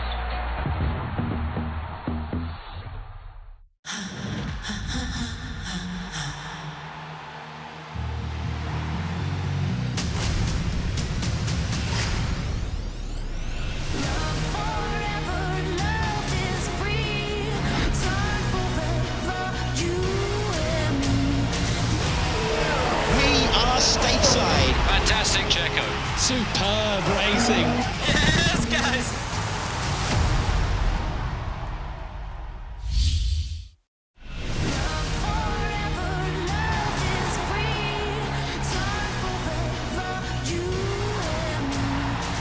Superb racing.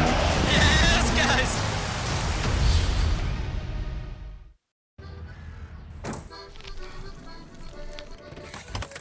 Steve? My name is Steve too. This is crazy, man. This is unbelievable. What are the odds? We're thick as Steves. Do you believe in fate, Steve? I'm an Aries. Question: how can you relate to just about anyone? We are compassionate. Hey, do you like Jefferson this week? Answer: ESPN Fantasy Football. Oh, that's a good call, Steve. Are we talking PPR league? No, we're talking full PPR. Oh my gosh. Game day in the ACC. We live for it. It's time for football in front of a packed house under the lights. And he'll go up top. Come for it all.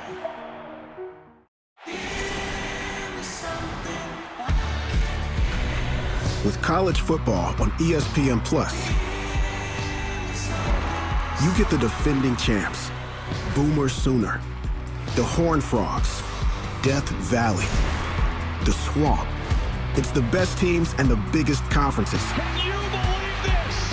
And so much college football action from across the country. So sign up now at ESPN+.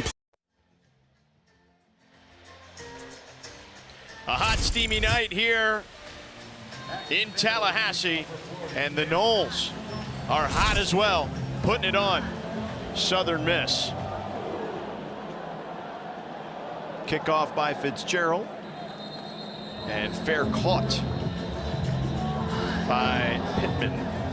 Here's Trey Benson's day. 3 TDs for the young man. The physical style of running that he has showed over the last couple years is not on display tonight. Tonight, it's about the athletic ability, being able to run away from people, get out there in the open space and show his athleticism. Trey Benson using his wide receivers surgically on the field on his last touchdown run by setting up his blocks and having himself a night. And let's not forget, he's a Mississippi native too.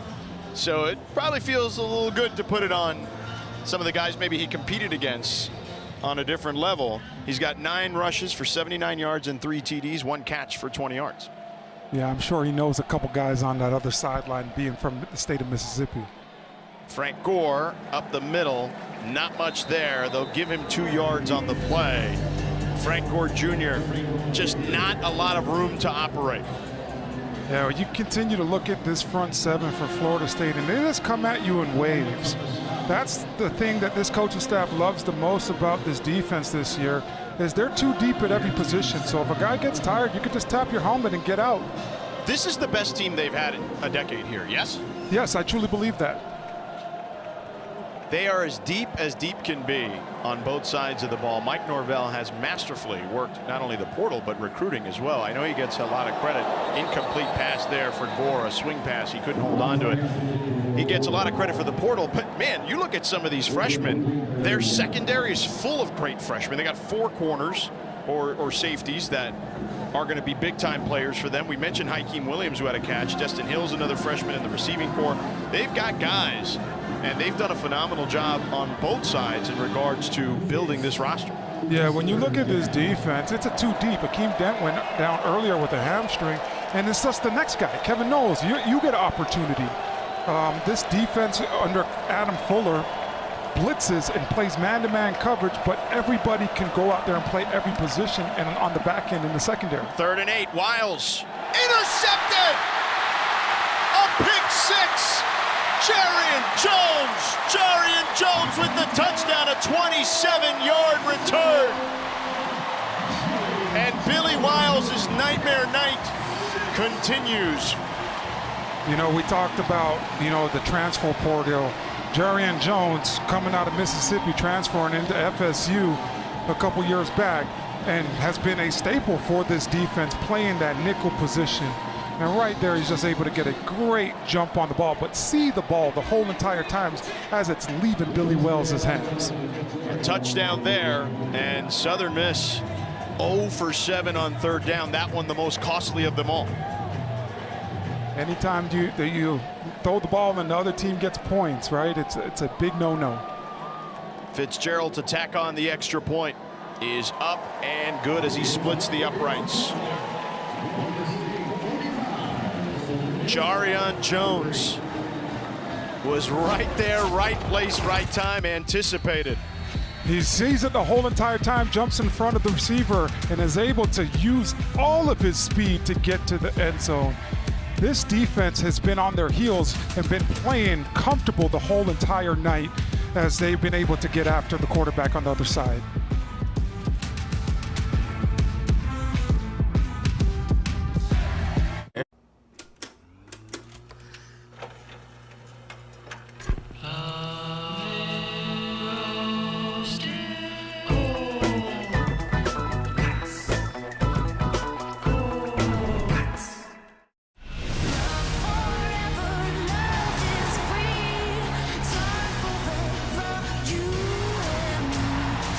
Superb racing. Yes, guys.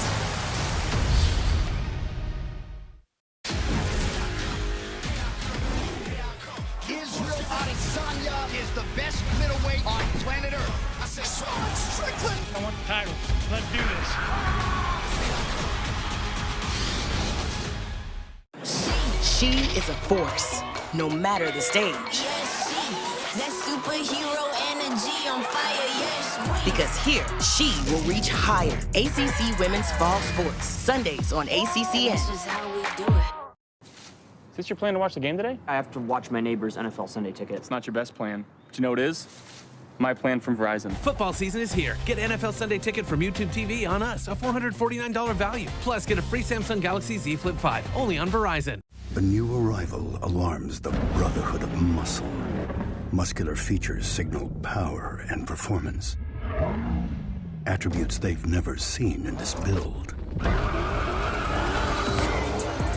Behold, a new breed. Ready to swarm. Ready to sting. Ready to electrify. The defiant, power-packed, all-new hybrid electric Dodge Hornet RT. Performance electrified.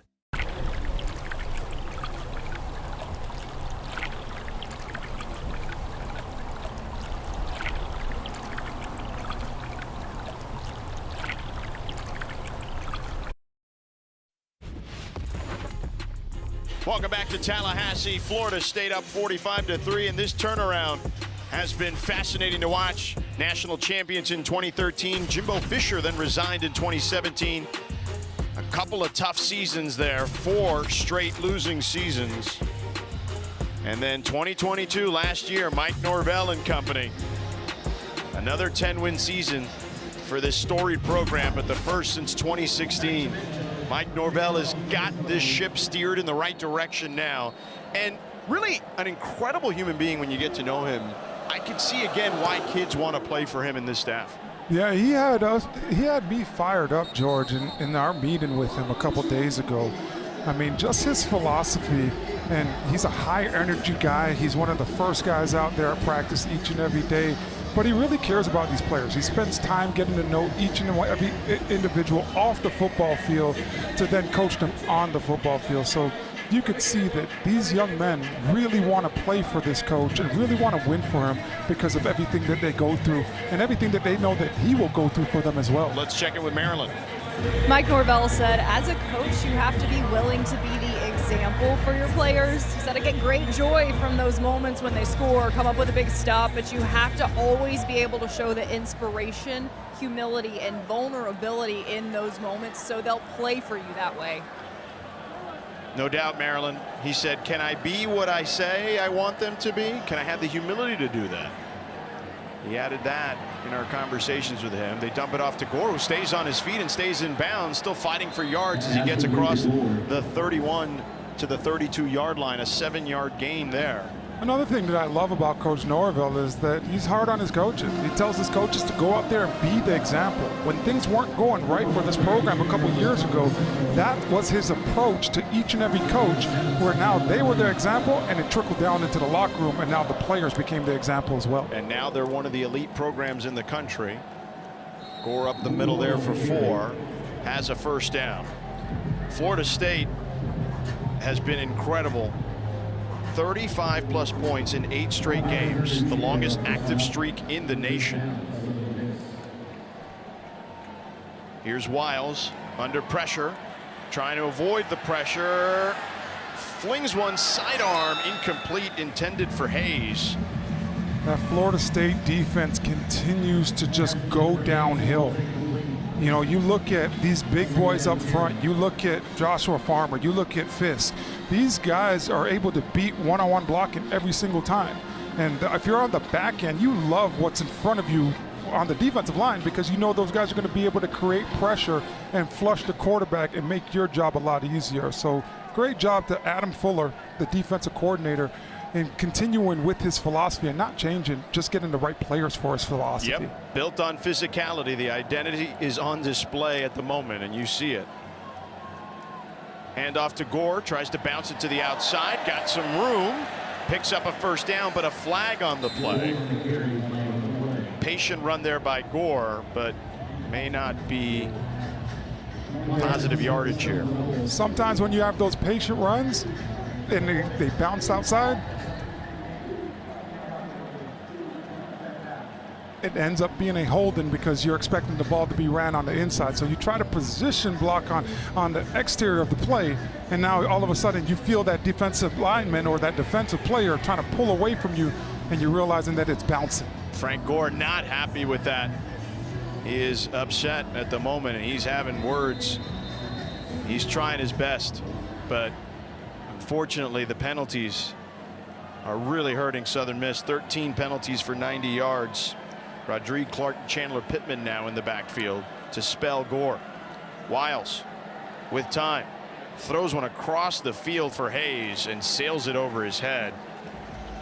You know, when the Golden Eagles get into a second and long situation, they typically take Frank Gore Jr. out of the backfield. So I anticipate he was a little frustrated right there, because it's only second down, coach. Let me get another opportunity. Let me stay out here. Let me play some football. But that's just how Coach Hall has ran this offense. Wiles, by the way, now 5 of 20 for 68 yards. Has the 1 interception, the pick 6.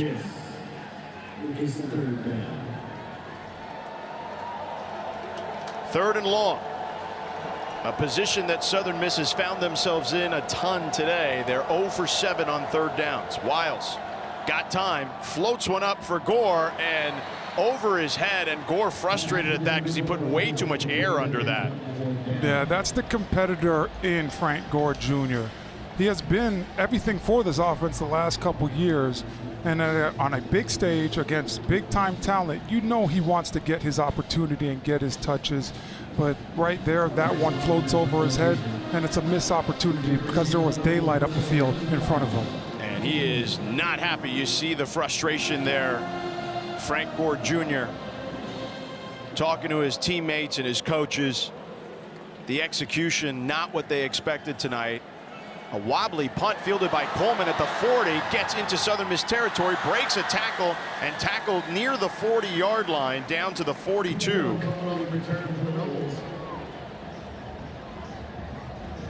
A 31-yard punt, 18-yard return for Coleman. Here's some national news today.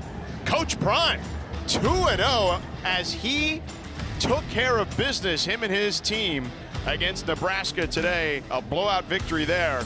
Notre Dame, despite a weather delay, defeated NC State, and Notre Dame now has 29 consecutive wins against the ACC. Their last loss in 2017 against Miami, they lost 41-8 there. And Texas upsets Alabama, Orlando. Yeah, we have a change at quarterback right now with Tate Roadmaker at quarterback, so it looks like Jordan Travis's night is over. And understandably so, and he finds his big tight end there. Markston Douglas rumbling down the sidelines for a touchdown. Markston Douglas 42 yards. The big fella getting to celebrate the redshirt junior out of Brownsville, Tennessee. Haywood High School, stand up. Marquiston Douglas is by far the biggest tight end on this roster at 6'4", 274 pounds, but he is able to get out there in space, and there's a convoy in front of him escorting him to the end zone for a huge explosive play, but results in a touchdown as well. My apologies to the Douglas family. I somehow messed up his name twice on that call. I call them Marquiston, Marqueston, and it's Marquiston. My apologies to the family. Yep. How about this stat line? If you're Tate Roadmaker, right? Yeah. One pass, 42 yards, touchdown. His quarterback rating is like 1 billion right now. You know, this FSU staff has done a great job of calming down all of their quarterbacks. Roadmaker gets back there, is able to look off the defense, find Douglas in the flat, and just everybody just working their butt off to get in front of him to escort him to the end zone right there. This team is explosive. It doesn't matter who you put in. They are deep at every position. We've seen big plays out of Jaheim Bell, Kyle Morlock, and now Marquiston Douglas out there. And as you can see, Tate Roadmaker running up and saying, touchdown, guys. I could go out here and have some fun as well. Yeah. Roadmaker had 2 TDs last year in 7 games played. Florida State is an incredible team this year. They are insanely dangerous. They are a playoff caliber team, Orlando. I don't think there's any question about that. Yeah, and now you get opportunities right now to develop the younger guys, develop the guys that have not played a lot, because you're up huge right now against the Southern Miss football team. So now you get to spread the ball around and see what some of the younger guys can do. The kick and a fumble there. Southern Miss recovers. And Tavius Willis. And that's the kind of night that Southern Miss has had, Orlando. Yeah, they've just been hurting themselves. You know, you look at Willis on that play, he gets underneath the football, but he's not able to catch it cleanly. He might have gotten a little bit more yards if he was able to catch it cleanly. Instead, this drive is going to start right about the 11-yard line. And Billy Wiles trotting out again. A lot of time left in this game still. Total yards today, Florida State 381. Southern Miss 86. Total domination. Yeah, but if you're Southern Miss, you knew that this was going to be a tough challenge going up against this FSU team that is as deep as they are. The first of the half. Southern Miss with a timeout here. I think Southern Miss is a team that could really go compete in the Sun Belt Conference and go win that conference this year. I think this will be a good growing moment for this young football team, but also for their quarterback, Billy Wiles. Understanding that you have to be able to stay calm under pressure. You're going to see a lot of man-to-man coverage moving forward because it is a copycat league and teams are watching that he struggled with it this week. So I think this could be a great, you know, learning moment for this entire football team if you're Southern Miss. Coach Will Hall told us that he believes his team will have a chance to win the Sun Belt. Thinks they're the best group of 5 conference. But tonight, there is just a disparity in talent and also a disparity in execution. Yeah, plays have not been clean on the Southern Miss side. Guys have looked confused. And I'm wondering if you're trying to do a little bit too much offensively when that happens. Wiles launches one down the field. Incomplete. Intended there for Latrell Jones. They call him fraud. And in coverage, Quindarius Jones for Florida State. Yeah, that's been Latrell Jones's first look at the ball tonight. That's been the first target his way. I thought they would have tried to get him involved early and often, but right there you see just not able to connect. But if I'm Coach Hall, I'm trying to get back to that at some point. Yeah, they've had a struggle getting the ball out. They wanted to get the ball out as quickly as possible. And the accuracy tonight for Wiles has not been there. Rodrigue Clark picks up some yardage there, enough for a first down. A nice patient run by Clark to the left side of that line. and able to go out there and get one of those rare first downs for this Southern Miss offense.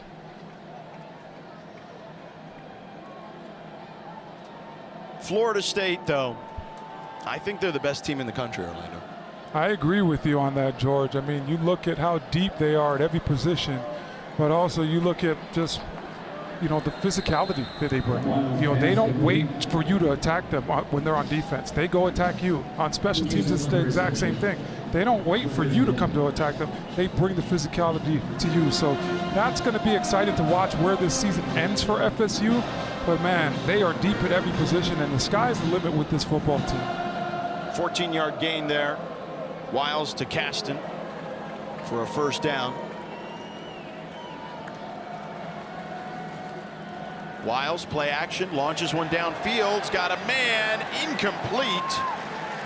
Intended for Latrell Jones. Let's go down to Maryland. Coach Will Hall agrees with you guys. He said, I believe that Florida State is one of the top 2, if not the top team in the country, and the ways that he believes his team can grow from this. He said, we will learn more about what a good football team looks like just from playing against them. If we beat Florida State, he said it would be absolutely unbelievable, but I know that this game, no matter what happens, sets us up to win the Sun Belt. Yeah, as long as they can stay healthy, they're going to be in that mix in that conference, the Fun Belt, as I like to call it. Handoff to Dreek Clark down the sidelines, picks up a first down, a gain of 12 on the play. Yeah, this is one of the few times, since this is the only time since Coach Hall has got to Southern Miss where they have been able to create some depth on the offense and on the defense. But this offensive line has been tested tonight against the front 7 of FSU. But as I picture is when you do start that conference play in the Sun Belt, that you should be able to now dominate the opposing teams that you play against. Yeah, you're definitely not going to see a line as good as this with as many players as they can rotate. Yeah, this is the best. This is the best front 7 in the nation right now, in my opinion. Wait. Georgia fans, listen, I'm with you, but I'm just letting you know, if there are any Georgia fans listening now, your Twitter's going to blow up, is all I'm saying. Okay. Well, Georgia fans, I went to the University of Miami, so I don't really love to just give the credit to FSU, but I got to be honest. Objective, yes. This front 7 is unbelievable right now. The depth, the speed that they have, and these guys are tackling machines. Last week we saw some missed tackles. This week we've seen them clean that up and them get after the Golden Eagle offense. Second down and 10 here. Wiles hands it off to Clark again, and Clark, a 5-yard gain. Some nice off-tackle running right now, continuing to get the left side of that offensive line some work, but Drake Clark staying patient with how he's reading it, one gap at a time, and having efficient runs out there. They'll mark him just shy of the 50, so they'll give him 4. Again, Southern Miss 0 for 8 on third downs. Third and about 6.5, we'll call it. Wiles in the gun. And Coach Hall wants to call timeout. He wants to talk this thing over. And at this point, I would imagine this is about executing for them, like just getting the opportunities to work this thing out. Yeah, it's not about brownie points or anything like that, but you want to feel good about yourself. So no more, self-inflicted wounds, and take care of business and go out there and have success.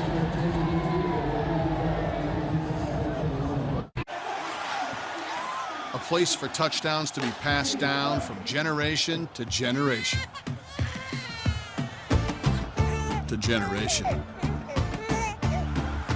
Verbo. Football away, baby. This delectable ramen noodle recipe will put an end to your drive-through dinner rituals. Throw that powder and that tasty combo of delightful carrots and a rich touch of bok choy. Norte's Combos. It's not fast food, but it's so good. The construction field is hard. It's a long day. It's physical. Most of my customers say, I don't see how you can do this stuff anymore. But I say, I take balance in nature, gives you that oomph, that extra little jolt. At 72, most people don't have that much energy. Balance in nature gives me the energy to do what I got to do. Otherwise, I wouldn't be taking it. Start your journey to better health today. Go to balanceofnature.com to get your special offer when you order as a new preferred customer. Yeah, I'm kind of in between opportunities at the moment. Question: how do you instantly earn approval? ESPN Fantasy Football. But I am the commissioner of my fantasy football league. Impressive. Thank you. Superb racing. Yes, guys.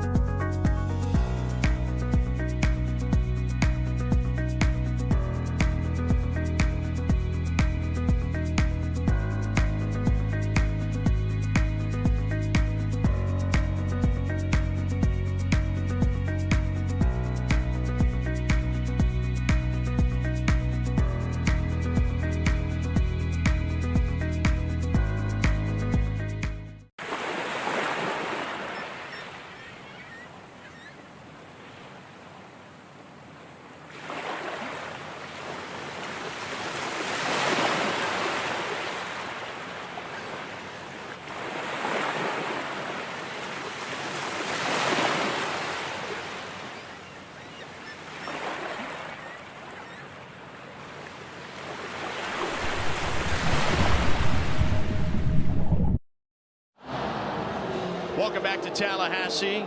52-3 Florida State. George Sedano, Orlando Franklin with you here. And that inner tube has been bouncing around the stadium. Typically how you see baseball fans do it with a beach ball. That tube has moved further than Southern Miss's offense tonight, it feels like. Yeah, it has. During the break, it was all up and down the stands over there. So they're having fun watching their Noles get after it tonight.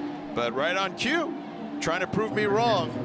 Southern Miss with a completion there to Henderson for a first down. Their first third down conversion of the night, now 1 for 9. Yeah, Tyquan Henderson is just able to run a nice route and use his hands to go catch the football and convert that first down. First third down, like you said, George. But now that's nice because now you showed them something. It's not all just run.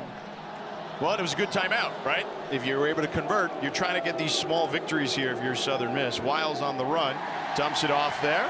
He's got a man down the sidelines, tripped up. It's Chandler Pittman for a 14-yard gain. He'll pick up another first down.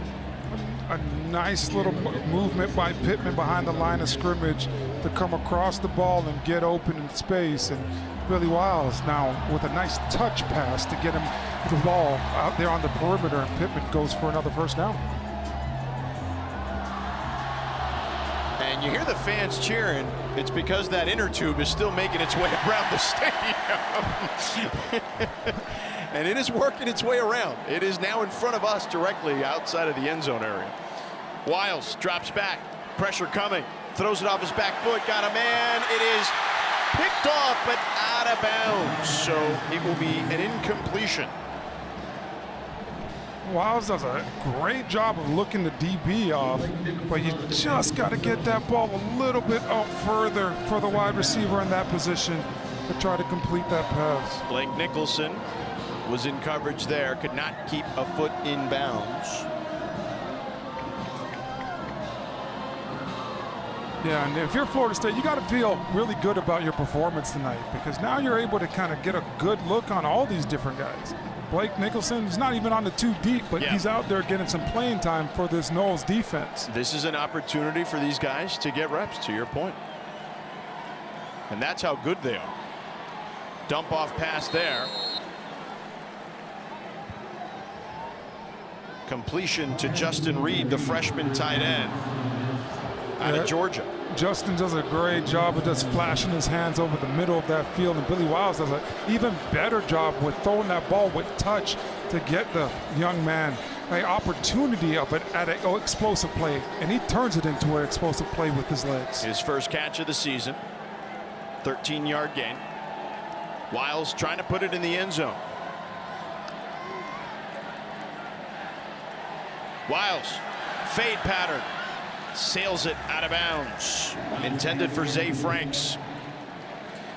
Just a little too far right there for Billy Wiles. That's what's been the story of the night on those deep passes that he's tried to connect on.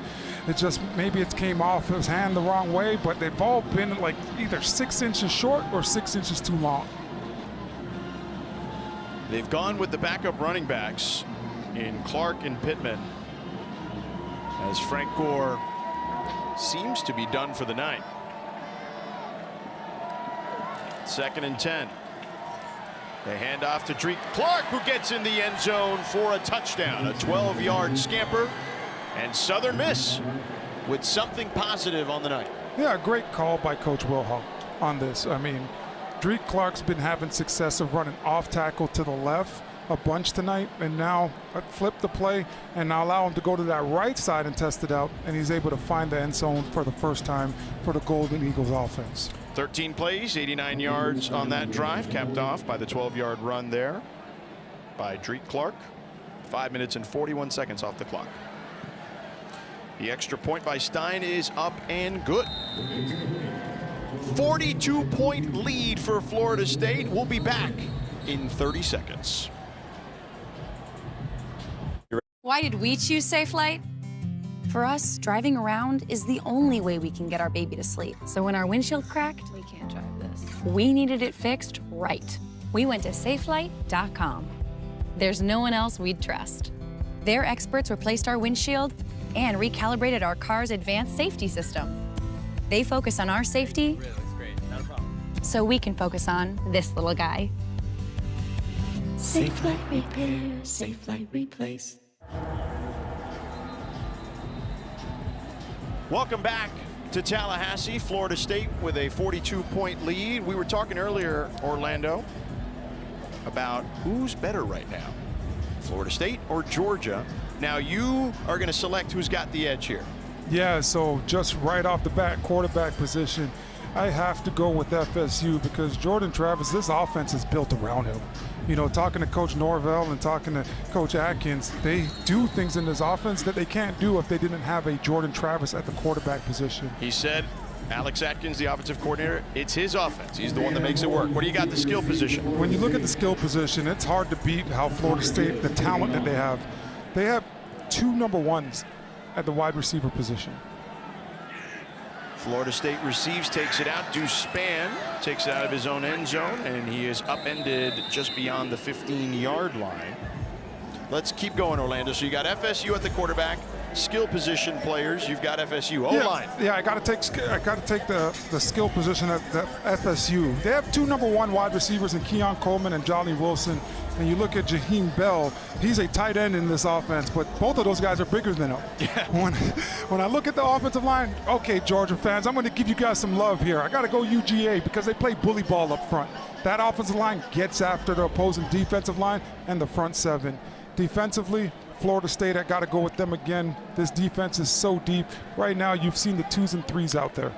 Tate Rodemaker, the 2s. Rodney Hill, one of the backup running backs, got a hole, makes a man miss. Nifty move there on the hezzy, and then gets wrapped up just beyond the 35-yard line. An 18-yard run there. Rodney Hill does a great job countering, but allowing the play to develop in front of him and making a man miss in the open field. This young man is going to be extremely exciting for FSU fans to come. All right, Rodemaker. Got 4 wide out there. Hands it off again to Hill. Short gain there. So let's go back after the 1-yard gain to what you got. So you got FSU defense? FSU defense. They're too deep in every position. And coach, and I got to give him some more love to the UGA fans because guess what? Kirby Smart, he has the hardware. Yeah, he's got back-to-back championships. So yeah, there you go. But the tail of the tape, you got Florida State with an edge, a slight edge, 3-2. Yep, this team is deep, man. This team's going to be exciting. Right now, they're ranked number 4 in the country. I'm sure they want to finish the season ranked either number 4 or higher to make their appearance in the college football playoffs. Keziah Holmes with the pickup there, a gain of 7 on the play. Let's check in with Maryland. See, I need to see Orlando's picks here one more time because it looks like something changed since just after our coaches' meetings when the former Miami Hurricane easily said he was going to take the FSU coaching staff as his favorite. I think it's because of just how much they sold their program, in particular Alex Atkins, but be honest, Orlando, be honest. You changed your mind. You're allowed to change your mind. I did change my mind because Alex Atkins had me wanting to play football, Maryland, after we met with him a couple nights ago. I was ready to go out there and try to run through a wall for this coach. Right. I was so excited in our coaches' meetings with him. And Florida State staff is excellent, as you mentioned there. And here's Campbell with a nice run to midfield, picks up the first down after a 7-yard gain. And I get it, but right. I mean, when you're the team that's won back-to-back national championships, you got to go with them. Jalen Sims with the tackle on Campbell. Yeah, when you're a team that has won back-to-back national championships, that have continued to get it going, that's what everybody wants, right? They want the hardware, and Kirby Smart has got the hardware, along with some SEC championships as well. Rodney Hill back in the backfield again. Speaking of which, we mentioned earlier, Alabama with the loss to Texas. Hill sneaks through the line, but tackled immediately after that. A short gain there of 2. And Texas, for years, we've been hearing, they're coming, they're coming, they're coming. And they've been building this roster. You heard Steve Sarkisian say this all over ESPN over the last several months. We've built this team knowing we're going to the SEC. He knows what it's like to coach in the SEC, as he coached for Nick Saban. Nick Saban assistants don't normally have a great record against him. Kirby Smart has a good record against him recently. But Steve Sarkisian gets the win. Texas, are you buying the hype? I'm not ready to buy the hype yet, and that's because Steve Sarkisian's playing against his former head coach. There's always a little bit extra that you're going to get, a little extra motivation for your football team. But Texas did go out there and get it done. What scares me about Texas is the depth. I don't think they have the depth in order to go all the way. So we'll see how the season plays out. Destin Hill with an 18-yard catch there, catch and run. Florida State marching again into Southern Miss territory. Nice balance of run and pass, keeping the defense on their heels right now on this drive. Another handoff. Keziah Holmes with a spin move there. He hit him with the B button there, Orlando. Yeah, great patience by this young man. They're just running a counter play. Mike Norvell and company. Thank you, Maryland. Great job there. As they are still marching down the field. Hill trying to tack on some more. Picks up 4 yards there. What can we say about Mike Norvell? I mean, he told us a story about how this team, kind of the moment where he felt like they were headed in the right direction. And it was his second season. Remember, they lost to Jacksonville State. Yep. They lost to Wake, I believe, after that. And then they were in Louisville, 0-3. And they're getting beat 31-7 at half. Now, they still lost the game 31-23, but he felt like, hey, they didn't quit, right? They fought. And he said that was kind of the moment where he felt like, even though we lost, we had kind of turned a corner. And then they kind of righted the ship a bit there after that. Yeah, just seeing his team and how they responded in the second half was super impressive for Coach Norvell. And you see there a touchdown again for Florida State. Arian Gregory. No, actually, there's not Arian Gregory. 13-yard touchdown. Check that. It's Jacob Vandervees. No, that's not who that is. Vandervees Jacobs. Vandervees Jacobs. He's not on our depth chart, so my apologies to the Jacobs family. And again, we are trying our best here as we are way down the depth chart. And right there is unbelievable moment for this young man. Seeing his first big-time action, you know, night game, Doak Campbell Stadium, lots of fans in the building. He's able to find the end zone. That's got to feel great for him. 9 plays, 83-yard drive, capped off with a 13-yard catch to Jacobs. 5 minutes, 27 seconds off the clock, and Florida State continues to pour it on.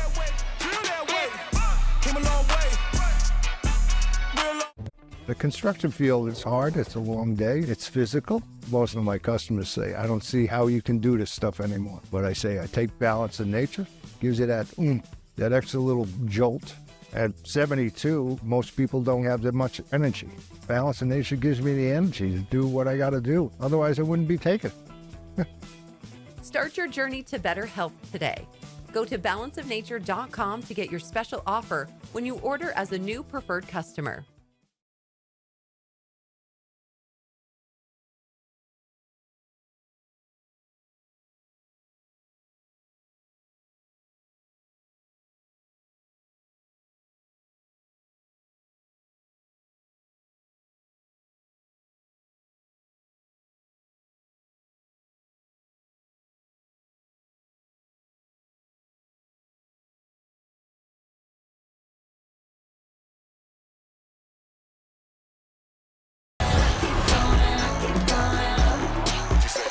I'm a top-notch dresser, 1-2-stepper, still got the belt, don't buckle under pressure.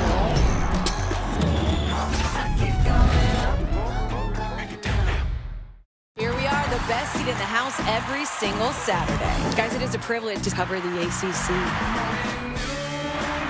I could not sleep last night. I'm so jacked up. It's obviously a big game. Come on, show everybody what you're about. This crowd is worth it. This crowd is awesome. Wolfpack's gonna be howling all night. The huddle starts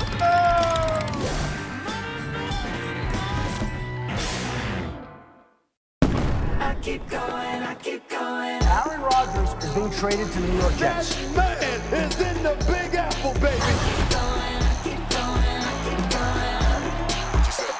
I'm a top-notch dresser, 1-2-stepper, still got the belt, don't buckle under pressure. But just in case y'all have forgot, you know who you playing with. I'm him. I keep going, I keep going, I keep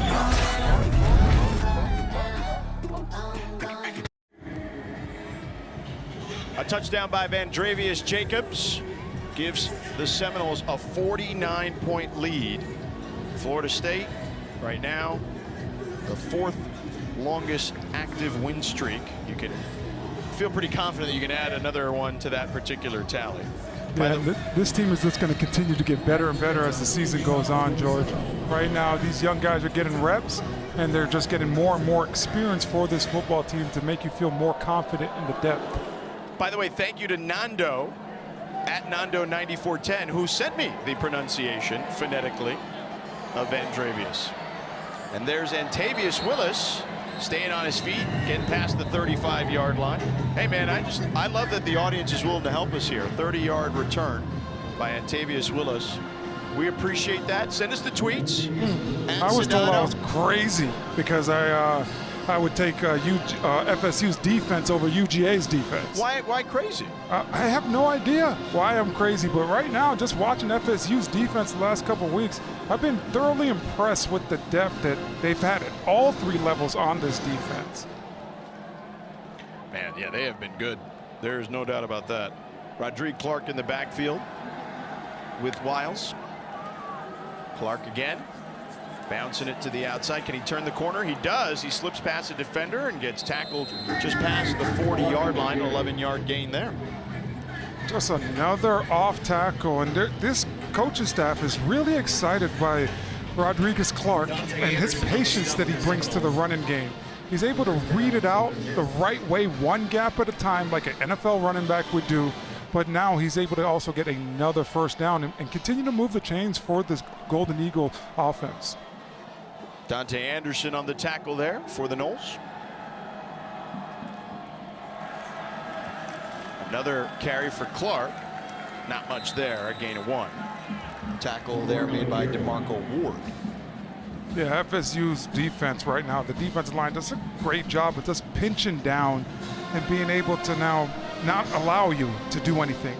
If you're Southern Miss, you got to continue to attack the edges. They haven't gave you much up the middle all day, so I don't think they're going to do it now with the reserves in the game. I would continue to attack the edges to move the chains.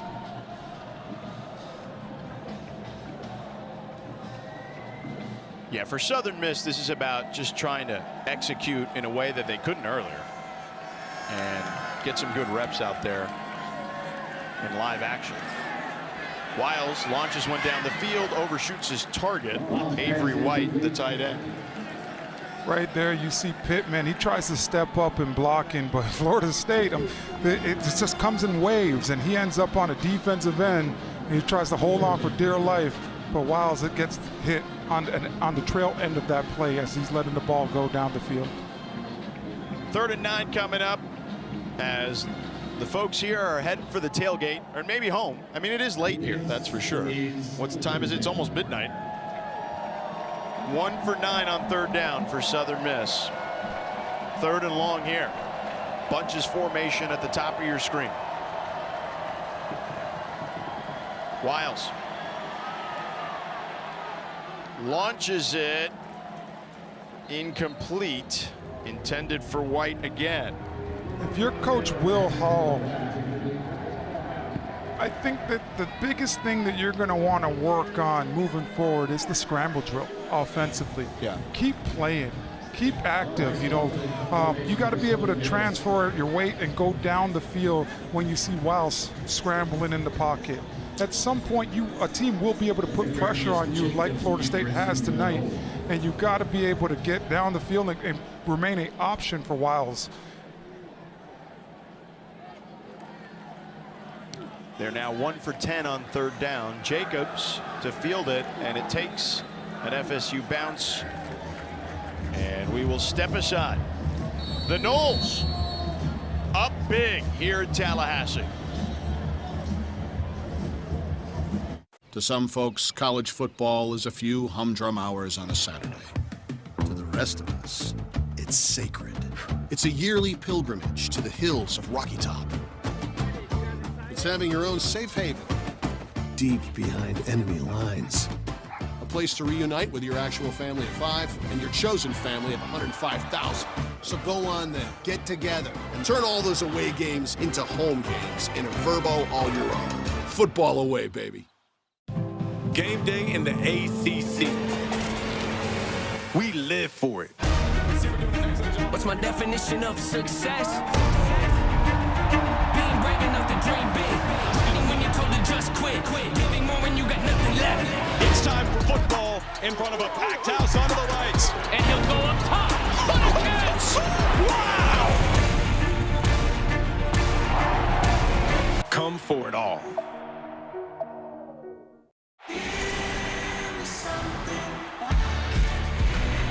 With college football on ESPN+, you get the defending champs, Boomer Sooner, the Horned Frogs, Death Valley, the Swamp. It's the best teams and the biggest conferences. Can you believe this? And so much college football action from across the country. So sign up now at ESPNplus.com. I keep going, I keep going. Aaron Rodgers is being traded to the New York Jets. That man is in the Big Apple, baby. I keep going, I keep going, I keep going. I'm a top-notch dresser, 1-2-stepper. Still got the belt, don't buckle under pressure. But just in case y'all have forgot, you know who you playing with. I'm him. I keep going, I keep going, I keep going.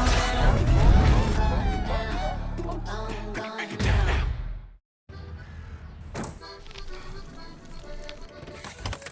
Steve? My name is Steve, too. This is crazy, man. This is unbelievable. What are the odds? We're thick as Steves. Do you believe in fate, Steve? I'm an Aries. Question: how can you relate to just about anyone? We are compassionate. Hey, do you like Jefferson this week? Answer: ESPN Fantasy Football. Oh, that's a good call, Steve. Are we talking PPR league? No, we're talking full PPR. Oh, my God. There's a little Nole right there. You see it right there. Missed 2 days of school. You gotta love that if you're a youngster. That's commitment right there, right?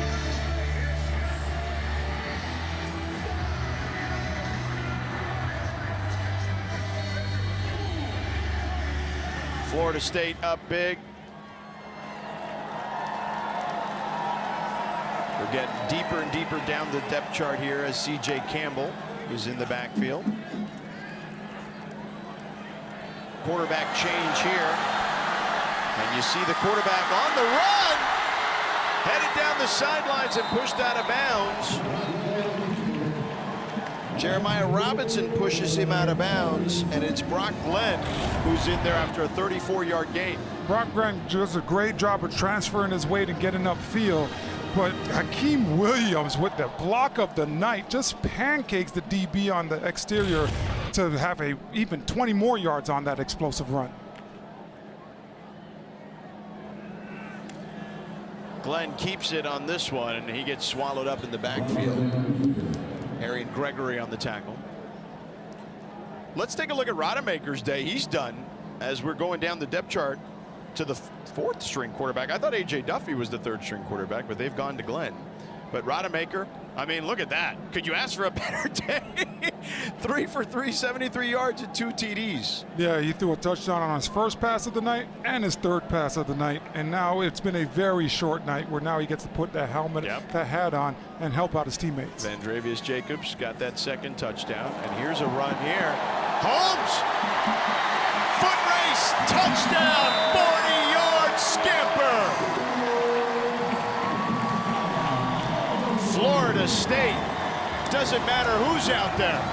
First string, second string, third string, you name it, they got it, and they're putting it on Southern Miss. This is a beautiful run by Keziah Holmes. He's in the backfield, comes across the field, but he's able to transfer his weight and now get upfield once he gets outside of the tackle box. And from there, George, all you see is the speed. That's what you got to love about this running back room. Every single one of these guys have a lot of speed behind it. Fitzgerald for the extra point. Up and good. 66 points for Florida State. 3-play, 72-yard drive capped off by a 40-yard run by Keziah Holmes. Just 1 minute, 17 seconds off the clock. Just off tackle and just shows his speed to get to the end zone right there.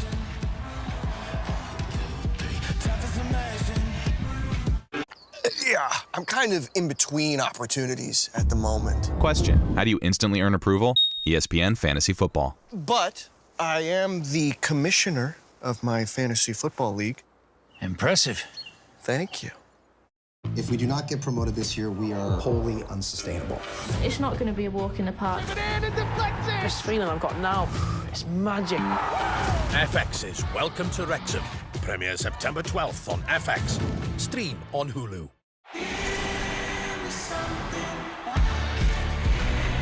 With college football on ESPN+,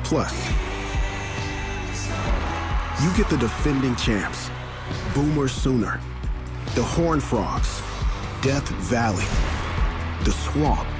It's the best teams and the biggest conferences. Can you believe this? And so much college football action from across the country. So sign up now at ESPNplus.com. Israel Adesanya is the best middleweight on planet Earth. Strickland. I want the title. Let's do this.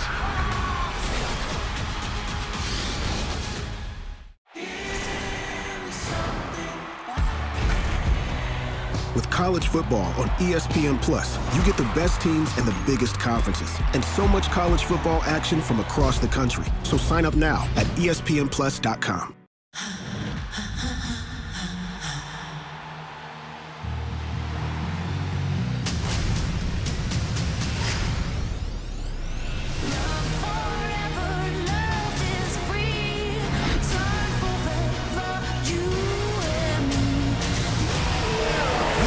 Stateside. Fantastic Checo.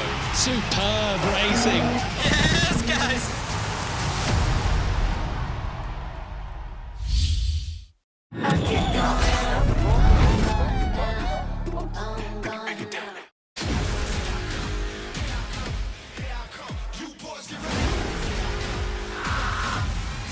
Israel Adesanya, he is the best middleweight on planet Earth. Strickland. I want the title. Let's do this.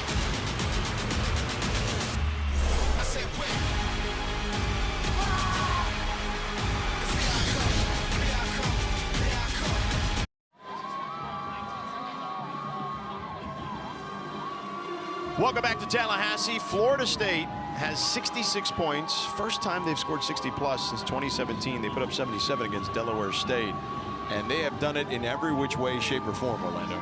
Yeah, we've saw big plays offensively. We've seen the defense contribute to scoring touchdowns tonight. And they have found success with all three of their quarterbacks, which if you're Coach Norvell, you're feeling really good about this offense right now. Fitzgerald boots it into the end zone. Here's some week 2 storylines in the ACC. UNC with a double overtime thriller right before us tonight. Clemson with the bounce back against Charleston Southern. And your Miami Hurricanes, Orlando, your alma mater, defeated Texas A&M. What do you make of what we saw before us today? Well, just a big-time win. You know, the first time Miami has won and beat a top 25 team since October 2021. Mario Cristobal, I truly believe, have this program going in the right direction, and Tyler Van Dyke is getting more and more comfortable as the season goes on. Man, UNC and App State should play every year. They play these crazy games. It's wild, man. Yeah, absolute thriller, right? I mean, it came down to the wire. You're able to see them go back and forth, duke it out. You got to love college football overtime rules. Everybody gets an opportunity, but you get another chance. That's what I love about it, man. Just, okay, you score, now you get an opportunity to answer. And for it to go double overtime, both teams were playing their butts off today. Weil still in there for Southern Miss. 2-yard gain for Clark on the run. Clemson with the bounce back, and they needed that in a big way because Duke upset them week 1, a 2-yard loss on that one. Duke upset them. You're big on Duke. I've always been big on Duke. Last year I thought Duke had a heck of a year. They returned a lot of guys on their offense and defense. And I believe Riley Leonard is one of the best quarterbacks in college football. He can make all the throws. And on the other night, when the whole world was watching, he was able to display his athletic ability as well. So let me ask you this. The top 2 quarterbacks in the draft, in theory, according to our guy, Mel Kiper, are Caleb Williams, who's up big right now. They were up 35-0 against Stanford, who will be an ACC member next season. And Caleb trying to go back-to-back Heismans. He had 2 touchdowns. Pitch and catch there to Antavius Willis. 21-yard gain. And then you have Drake May, North Carolina, is the guy most people think will be, potentially the top pick. Where do you have Riley Leonard and Jordan Travis in that mix? I have both of these guys being able to play their way into the first round of the NFL draft. Both of these guys have came out so far this season and have shocked the world and showed that they belong on the stage that they're on. You look at a guy like Jordan Travis, this is his offense. You look at Riley Leonard, well, Sunday night, whole world's watching, takes down big bad Clemson. So both of these quarterbacks, in my opinion, George, could play their way into the first round. And once you get into the first round, then it's all about your interviews and meeting with these coaching staff one-on-one and showing them that from the neck up, you could handle the capacity of an NFL playbook. Dreek Clark with a 14-yard run there for another first down. Yeah, I think both guys could, I'm with you, could be in that first-round mix. And Jordan Travis, to me, we talked about it at the beginning of the broadcast, he is the CEO of this team. Every guy respects him. And Alex Atkins told us a story as Kirkland is down there and being checked out by Mike Norvell and the training staff. Let's step aside here as they take a look at Kirkland. We'll be back here in Tallahassee in just a moment.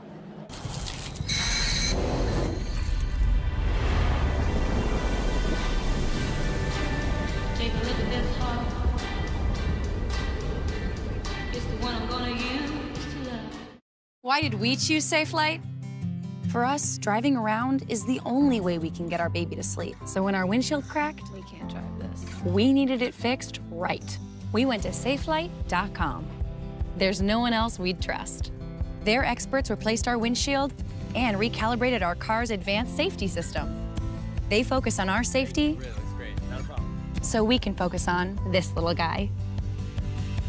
Safe Light Repair, Safe Light Replace.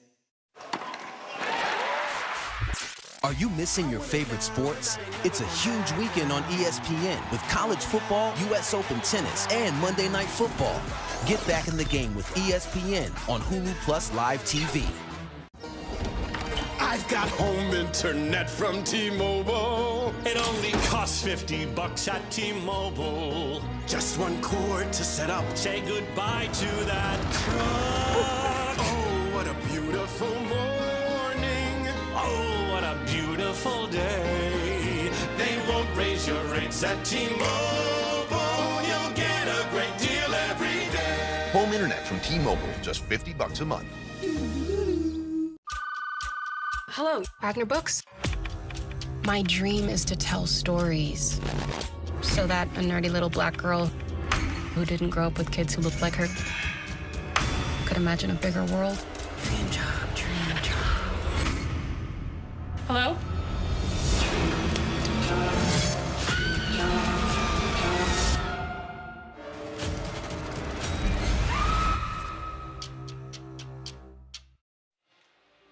Help people affected by Hurricane Idalia. Donate at redcross.org/ESPN to help the Red Cross respond and help people recover. Your donation enables the Red Cross to prepare for and respond to and help people recover from this disaster. We'll provide people and communities affected with food, water, emergency shelter, and relief supplies. Please go to redcross.org/ESPN, or you can scan the QR code on your screen. KJ Kirkland walking off on his own power, but with a limp there. At least good to see him walking off on his own power. When Kirkland had got hurt, you saw Coach Norvell go out there on the field and check up on that young man. You know, that shows the character of this coaching staff and how much they care about these young men. Tavius Willis there, the 14-yard gain. I would agree with that. And it's what we talked about. He's just himself, man. Like, you can tell there's real empathy there.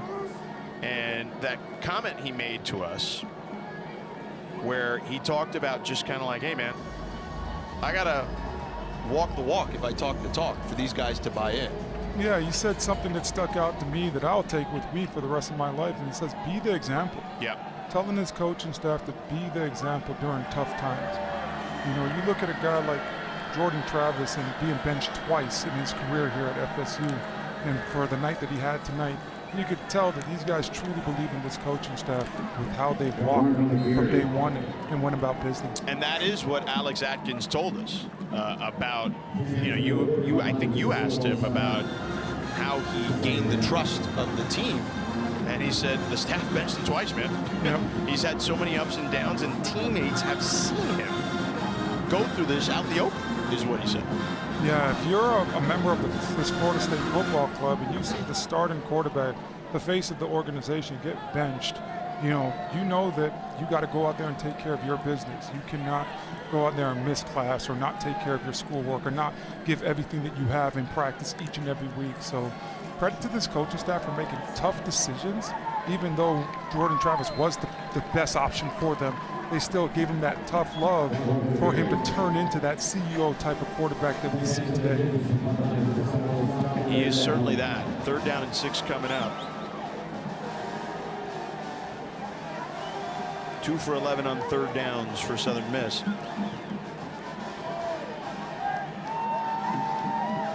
But the ACC is in good hands at the moment with Florida State at the top of that leaderboard. But Miami, as you mentioned, a big win against an SEC opponent. And we've now seen North Carolina beat South Carolina. Florida State beat LSU, obviously. Wiles goes down the field, and it is incomplete, almost picked off there by number 13 for Florida State, Edwin Joseph. Joseph does a great job of getting his head turned around at the last minute. Running down there with the field, but trusting his speed and trusting his playmaking ability to get his eyes turned around to make a play on the football. Now, I know that young man's going to want that one back, right? Yeah, absolutely. Big-time opportunity. Hit him right in the breadbasket. Really good job of making a play on the football right there. Stein with a field goal attempt here of 40 yards.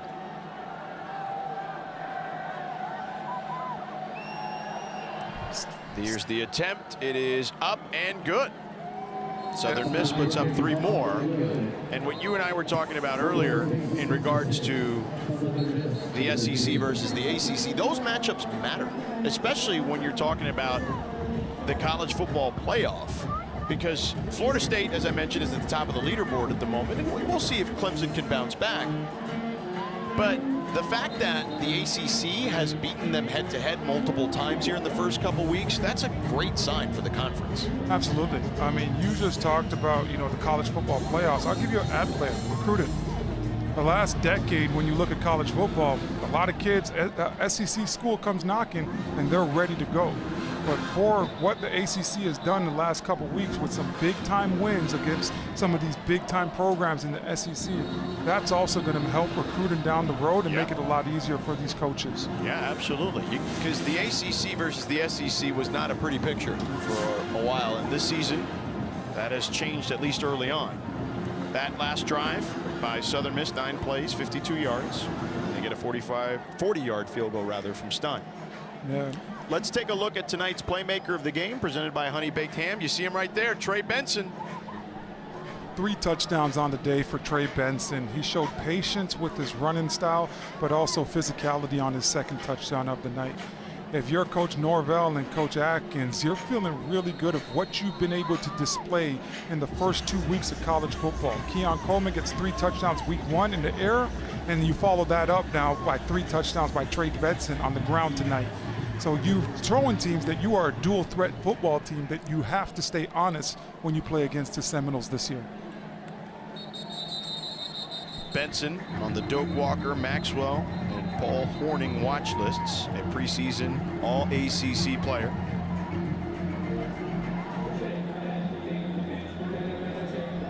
Happy for that young man as well, finding a nice home here right after transferring out of Oregon last year. But one of the more physical running backs in all of college football. It takes a convoy to get him down. Well, it's funny, you and I were watching practice the other day, and A.J. Duffy checks in at quarterback now for Florida State, their 4th quarterback of the game today. And you immediately looked at him and his lower body, and you were like, oh yeah, he's built right. Yeah, you could tell that, Trey Benson doesn't miss leg day at all. Probably embraces it, right? Probably tells coach, can we get an extra leg day in, because he definitely gets after it. And from just the hips down, he's built like an NFL running back. Campbell on the rush there, 4 yards from Kaplan, Louisiana. Trey Benson, as you mentioned, 6'1", 221. That's a strong young man.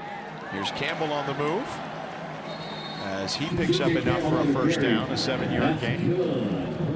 It's been all running for the FSU tonight. Every running back has got an opportunity to touch the football out of the backfield. Every running back has got multiple opportunities to go out there and showcase what they could do. Campbell Jr. now in there, being able to get some explosive plays for this offense and continue to have the clock ticking. Let me ask you a question. We had mentioned Colorado earlier and USC. And the Pac-12 heading into this weekend had 6 teams in the top 25. Tied for the most ever. That's got to be bittersweet considering the way things have unfolded for that conference. Yeah, I'm sure that conference is saying, why couldn't this have been, half a decade ago? But absolutely, it's bittersweet. You look at all the firepower right now in that conference and how these teams are getting good and being able to build their rosters.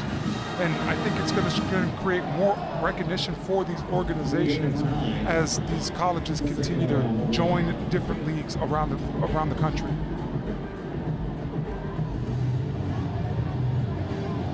Duffy with the run there, gets 9. The young man from the Inland Empire in California, Dimitri Stevens, is checking in at running back now for Florida State. Duffy pulls there and gets wrapped up for the loss there.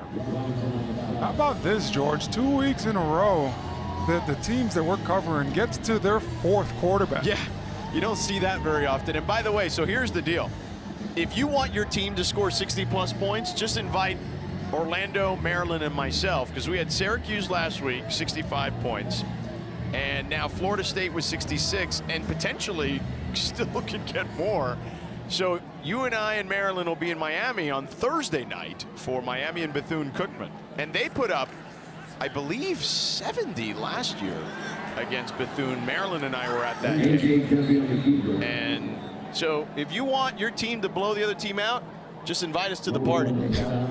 Yes, sir. Let's get it started, right? AJ Duffy right there. Just, I don't believe that this young man's eyes were right on that zone read as far as where he should have been looking.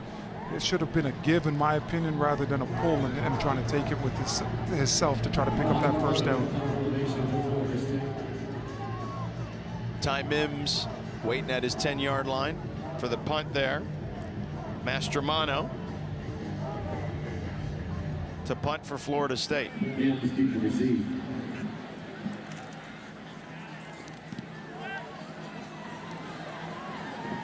Mims lets it bounce, and the Noles will down this thing inside the 15-yard line. Be sure to stick around after the game for the ACC Huddle post-game show. Kelsey Riggs and the crew are here in Tallahassee, and we'll have a full recap of all of today's ACC football games. The ACC Huddle is next, immediately following our game. There's Mac Lane. What up, Mac Lane? Yes, sir. Make sure you check out Mac Lane and the entire crew. They're all over SiriusXM. Mac Lane's got a podcast, Gramlich and Mac Lane. Yeah, they do a phenomenal job, right? If you want the ACC action, they got you covered not only when they're on TV, but in their other ventures as well. Holman Edwards now checks in for Southern Miss. Look at EJ. Can we get EJ one more time after this play? Can we get EJ? We got to bring that suit back one more time. Run up the middle. Picks up 7 there. Where's he? There he is. The son. What I was going to say, George, is that Tallahassee there. Is that the huddle has you covered with all things football, but they also have you covered with all things wardrobe as well. They got the fashion right there. Look at EJ. Of course, he is the mayor here, and I don't blame him. He was a hell of a player here, and he's got to be smiling ear to ear right now with this squad. Yeah, he's had some great moments here, but if you had to ask him, I bet he would say the future is very, very bright for this FSU football team, and he can't wait to get back down here a couple more times for the year, because this football team is inserting their dominance right now in college football and showing that you could recruit really well, you could hit the transfer portal, but also you could develop guys really well, and now they're reaping the benefits because of it. Under a minute to go here.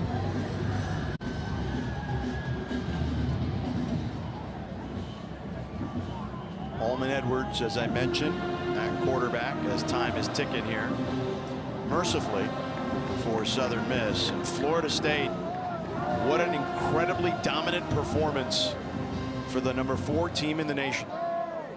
Yeah, I believe it was really about Florida State today. They came out here. It wasn't about making a statement or anything like that. They came in and did what they did. Offensively, a lot cleaner of a night, blocking on the perimeter. You know, they got to get better with their drops. And defensively, the communication was better tonight than it was a week ago against LSU, and less missed tackles. So if you're Coach Norvell and this whole entire FSU staff, you've got to feel good about the performance that your team was able to go out there and have tonight. And there's the 2 coaches who have a long-standing relationship, congratulating each other